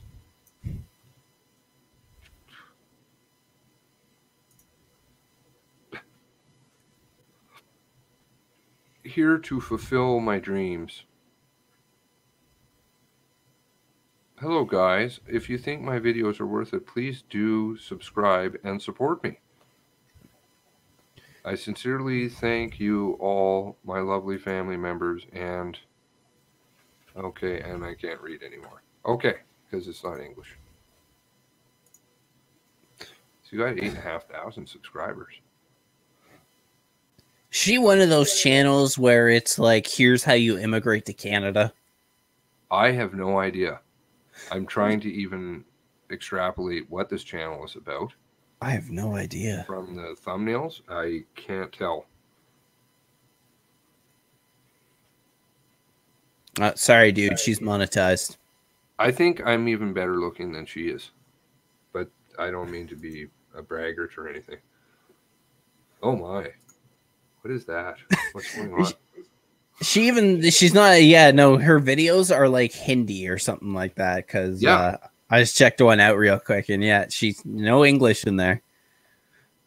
And then every now and then she let like an English title. She's doing something with ice cube trays. This is just odd. I have no idea. Oh, I don't know, man. I don't know. So, I don't think you want to know. Are you going to venture more heavily back into the Nova Scotia stuff? I know you're working hard on it in the background. Yeah, I am. I've already started looking back into it. Yeah, it was just, again, with everything that was going on, like, I was a little busy in my personal life, but I was just starting to get a little too... I felt like we weren't really having any outcome from it, you know? It got very depressing, very black-pilling. I just felt like we were just screaming into the wind with everything that we were doing. But you were actually... you were the people that, you know, when we had a conversation, whatever it was, like 3-4 days ago, that made me feel like there's more progress being made than I even realized. It was just at a certain point, we had all this information. I was like, okay, you know, I've looked through it. We've talked about, you know, what went down in Shuby, the course he took, you know, this problem here, you know, his uniform, on and on and on. And it's just, I almost felt like I couldn't go anywhere else with it. And I just didn't know what to do. So I had to sort of just step away for a while and just, not just from that, but from YouTube in general, and just like for a week or two and just sort of not worry about it, which what I did. But you kind of made me, when we had a conversation, I started to feel better about it. And I even had a conversation as well, whatever it was, like 2 days ago with Rage. Yep. Rage in a Cage. And yeah, we talked on the phone the other night for a couple hours, and he also made me feel better about it. He just sort of explained how he thought there was a lot of progress being made. And about, a little bit. How's he doing? he seems to be doing okay. All things considered, he seems to be doing all right. You know, he's just sort of off the grid right now, doing his own thing, sort of stepped away from YouTube. He's been getting screwed with a lot lately. Yep. So he's just, yeah, he's got his own thing on the go right now. Is he setting up a town for us to go to? Yeah, you know, it's I don't know if you may like, you may not. It's this little island out in the Caribbean. I think it's called Epstein Island. Yeah, I think he's just right now, his main focus is just sort of taking care of himself, making sure that he gets himself all set up. Yeah. Because I know that he's moved away from everything that's going on right now, I guess is the best way to put it. Did Steve tune out? I bet you he did. What a guy. I haven't seen him comment on anything. I think he just came in here, said hello, and then, you know, is kind of going with, yeah, look, I think they thought I was here, so now I can go away. It's just like the wham, bam, thank you, ma'am, I'm out. I want to spend time with my kids, not these two losers. How many more videos do you have to do? We've already watched this 7,000 times. Somebody left me a comment about that. I think we do need to do a video about summing it up. I do agree with what that person said, but I was like, how do you sum some of this stuff up? I don't know. It's a lot of information to cover. I don't think you could actually get everything in that video, but I think if you nail down the main points, then it'll be a better summary for it to do. But again, there's going to be more that's coming along with this. I don't think that it's like, you know, it's the end yet. I mean, again, give me last week, I would have said, yeah, there's nothing more we could have done, but I think there's still more progress that can be made now. It's strange though that they aren't changing their modus operandi with how they're behaving. They're still running around killing people. They're still lying to the public. They're getting exposed constantly for that. And yet they, Steve said he had to run. So is he in here for 2 seconds, G? He's like, oh, yeah, I'm good. Hey guys, how's it going? Oh yeah, log out. You know what probably happened? He logged in and his wife yelled at him. He's like, okay, I'm coming, honey. Oh, he's a good dad, eh? Holy absolutely, yeah. Hey, you know what? The first time I spoke to him, like, you know, after we did our little interview together, we were talking a little bit off air, and you know what? He had the right attitude, because he said, like, you know, he said to me that in his whole life, you know, a lot of people know what they want to do. They know they want what type of job they want to have, or, you know, what type of house, car, yada, yada, yada. He says the one thing he knew for a fact he wanted to do is he wanted to be a dad. He had the right attitude for that. It was not just like, oh, you know, my wife wanted kids, so we had kids. But he was like, no, that's what my life's about.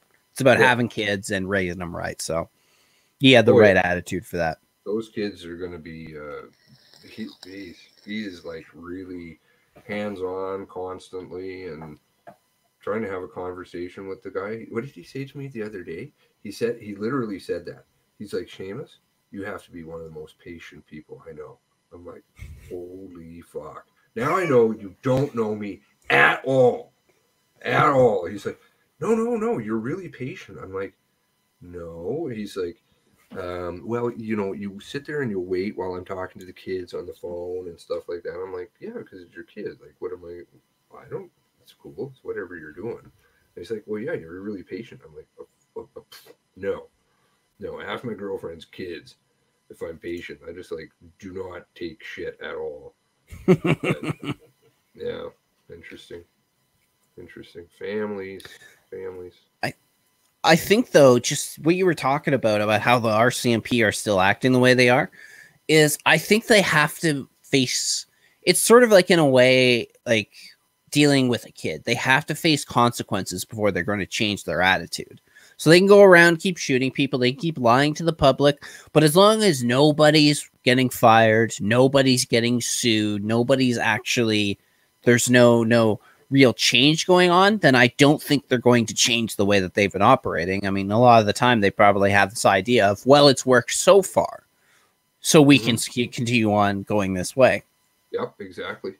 So if something came out of like the lawsuits that have been launched against the RCMP with how they acted in Nova Scotia, then maybe we'll see some changes that end up happening. But I mean, how many stories, terrible PR has come out against the RCMP over the years, and it's still just business as usual. So yeah, that's what you're going to have to see. You're going to have to see large changes, people like the brass getting fired, completely revamp of the departments before there's going to be any serious changes, before they start telling the truth, before they start training people differently.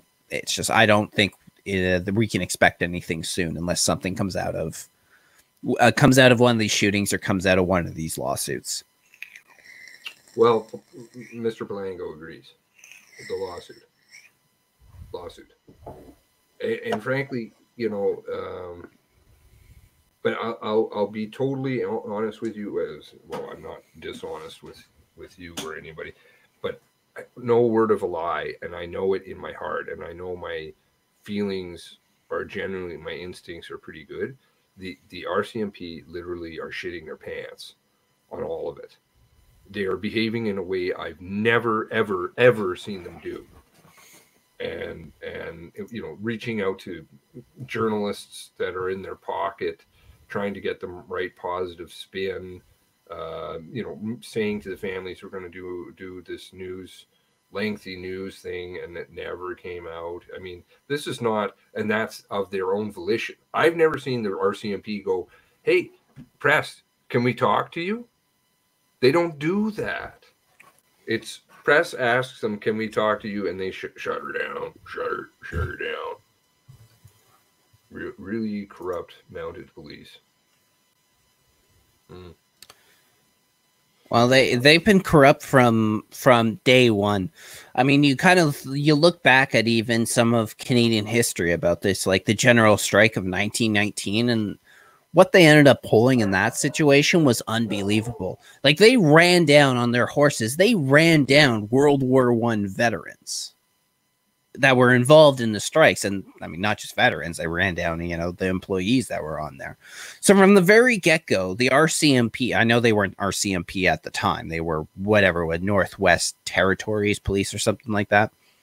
But from the very founding, they seem to have been mired in corruption, mired in brute force. And that's not what you want from your police. If anything, you want the opposite.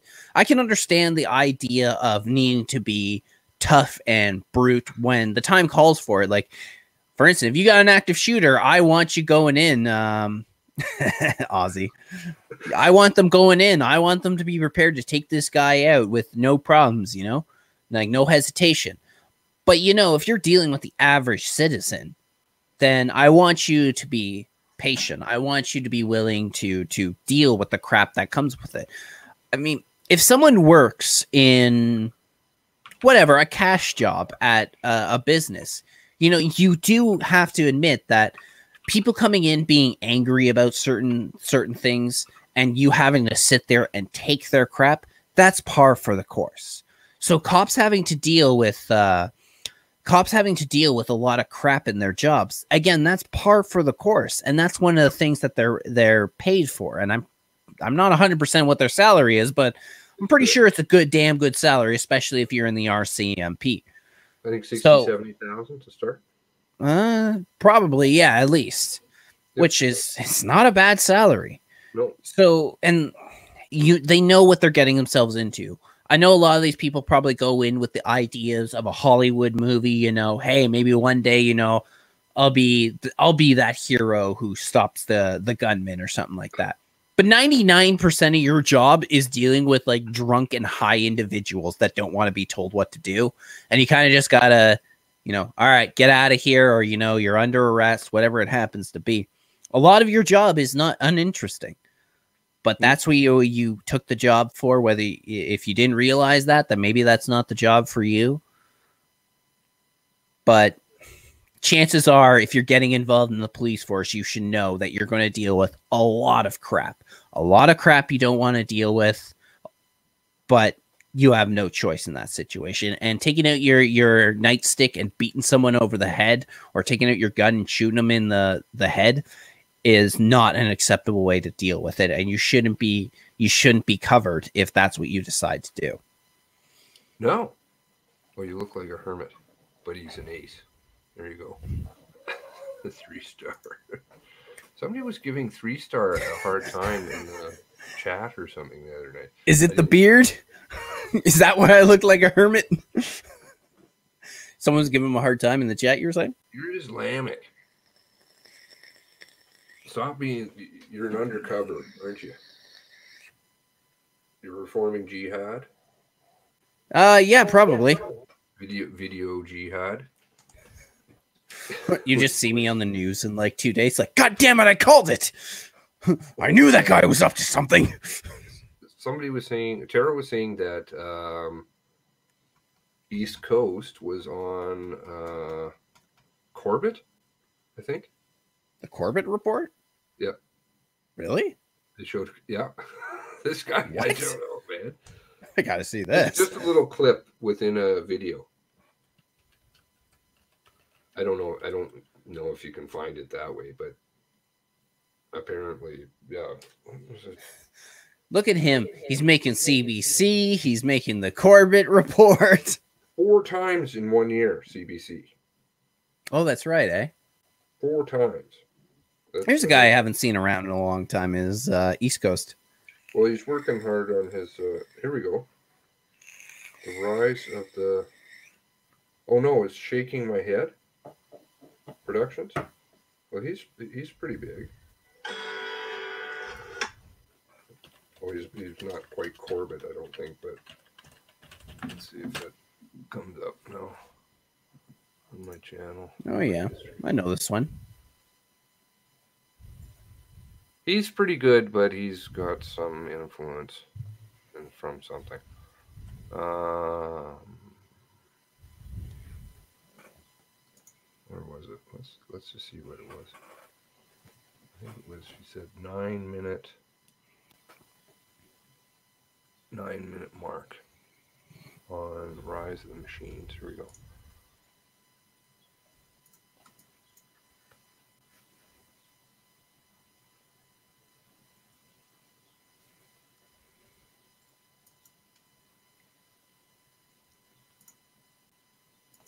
We cannot answer questions about COVID-19, and we absolutely cannot be taking complaints about long grocery store lines. Yeah, that's what people like me are for.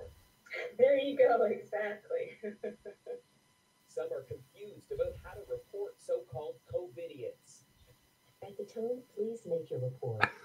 Others creating joke videos such as snitch mentality, but Zoe Purvis says thinking must change.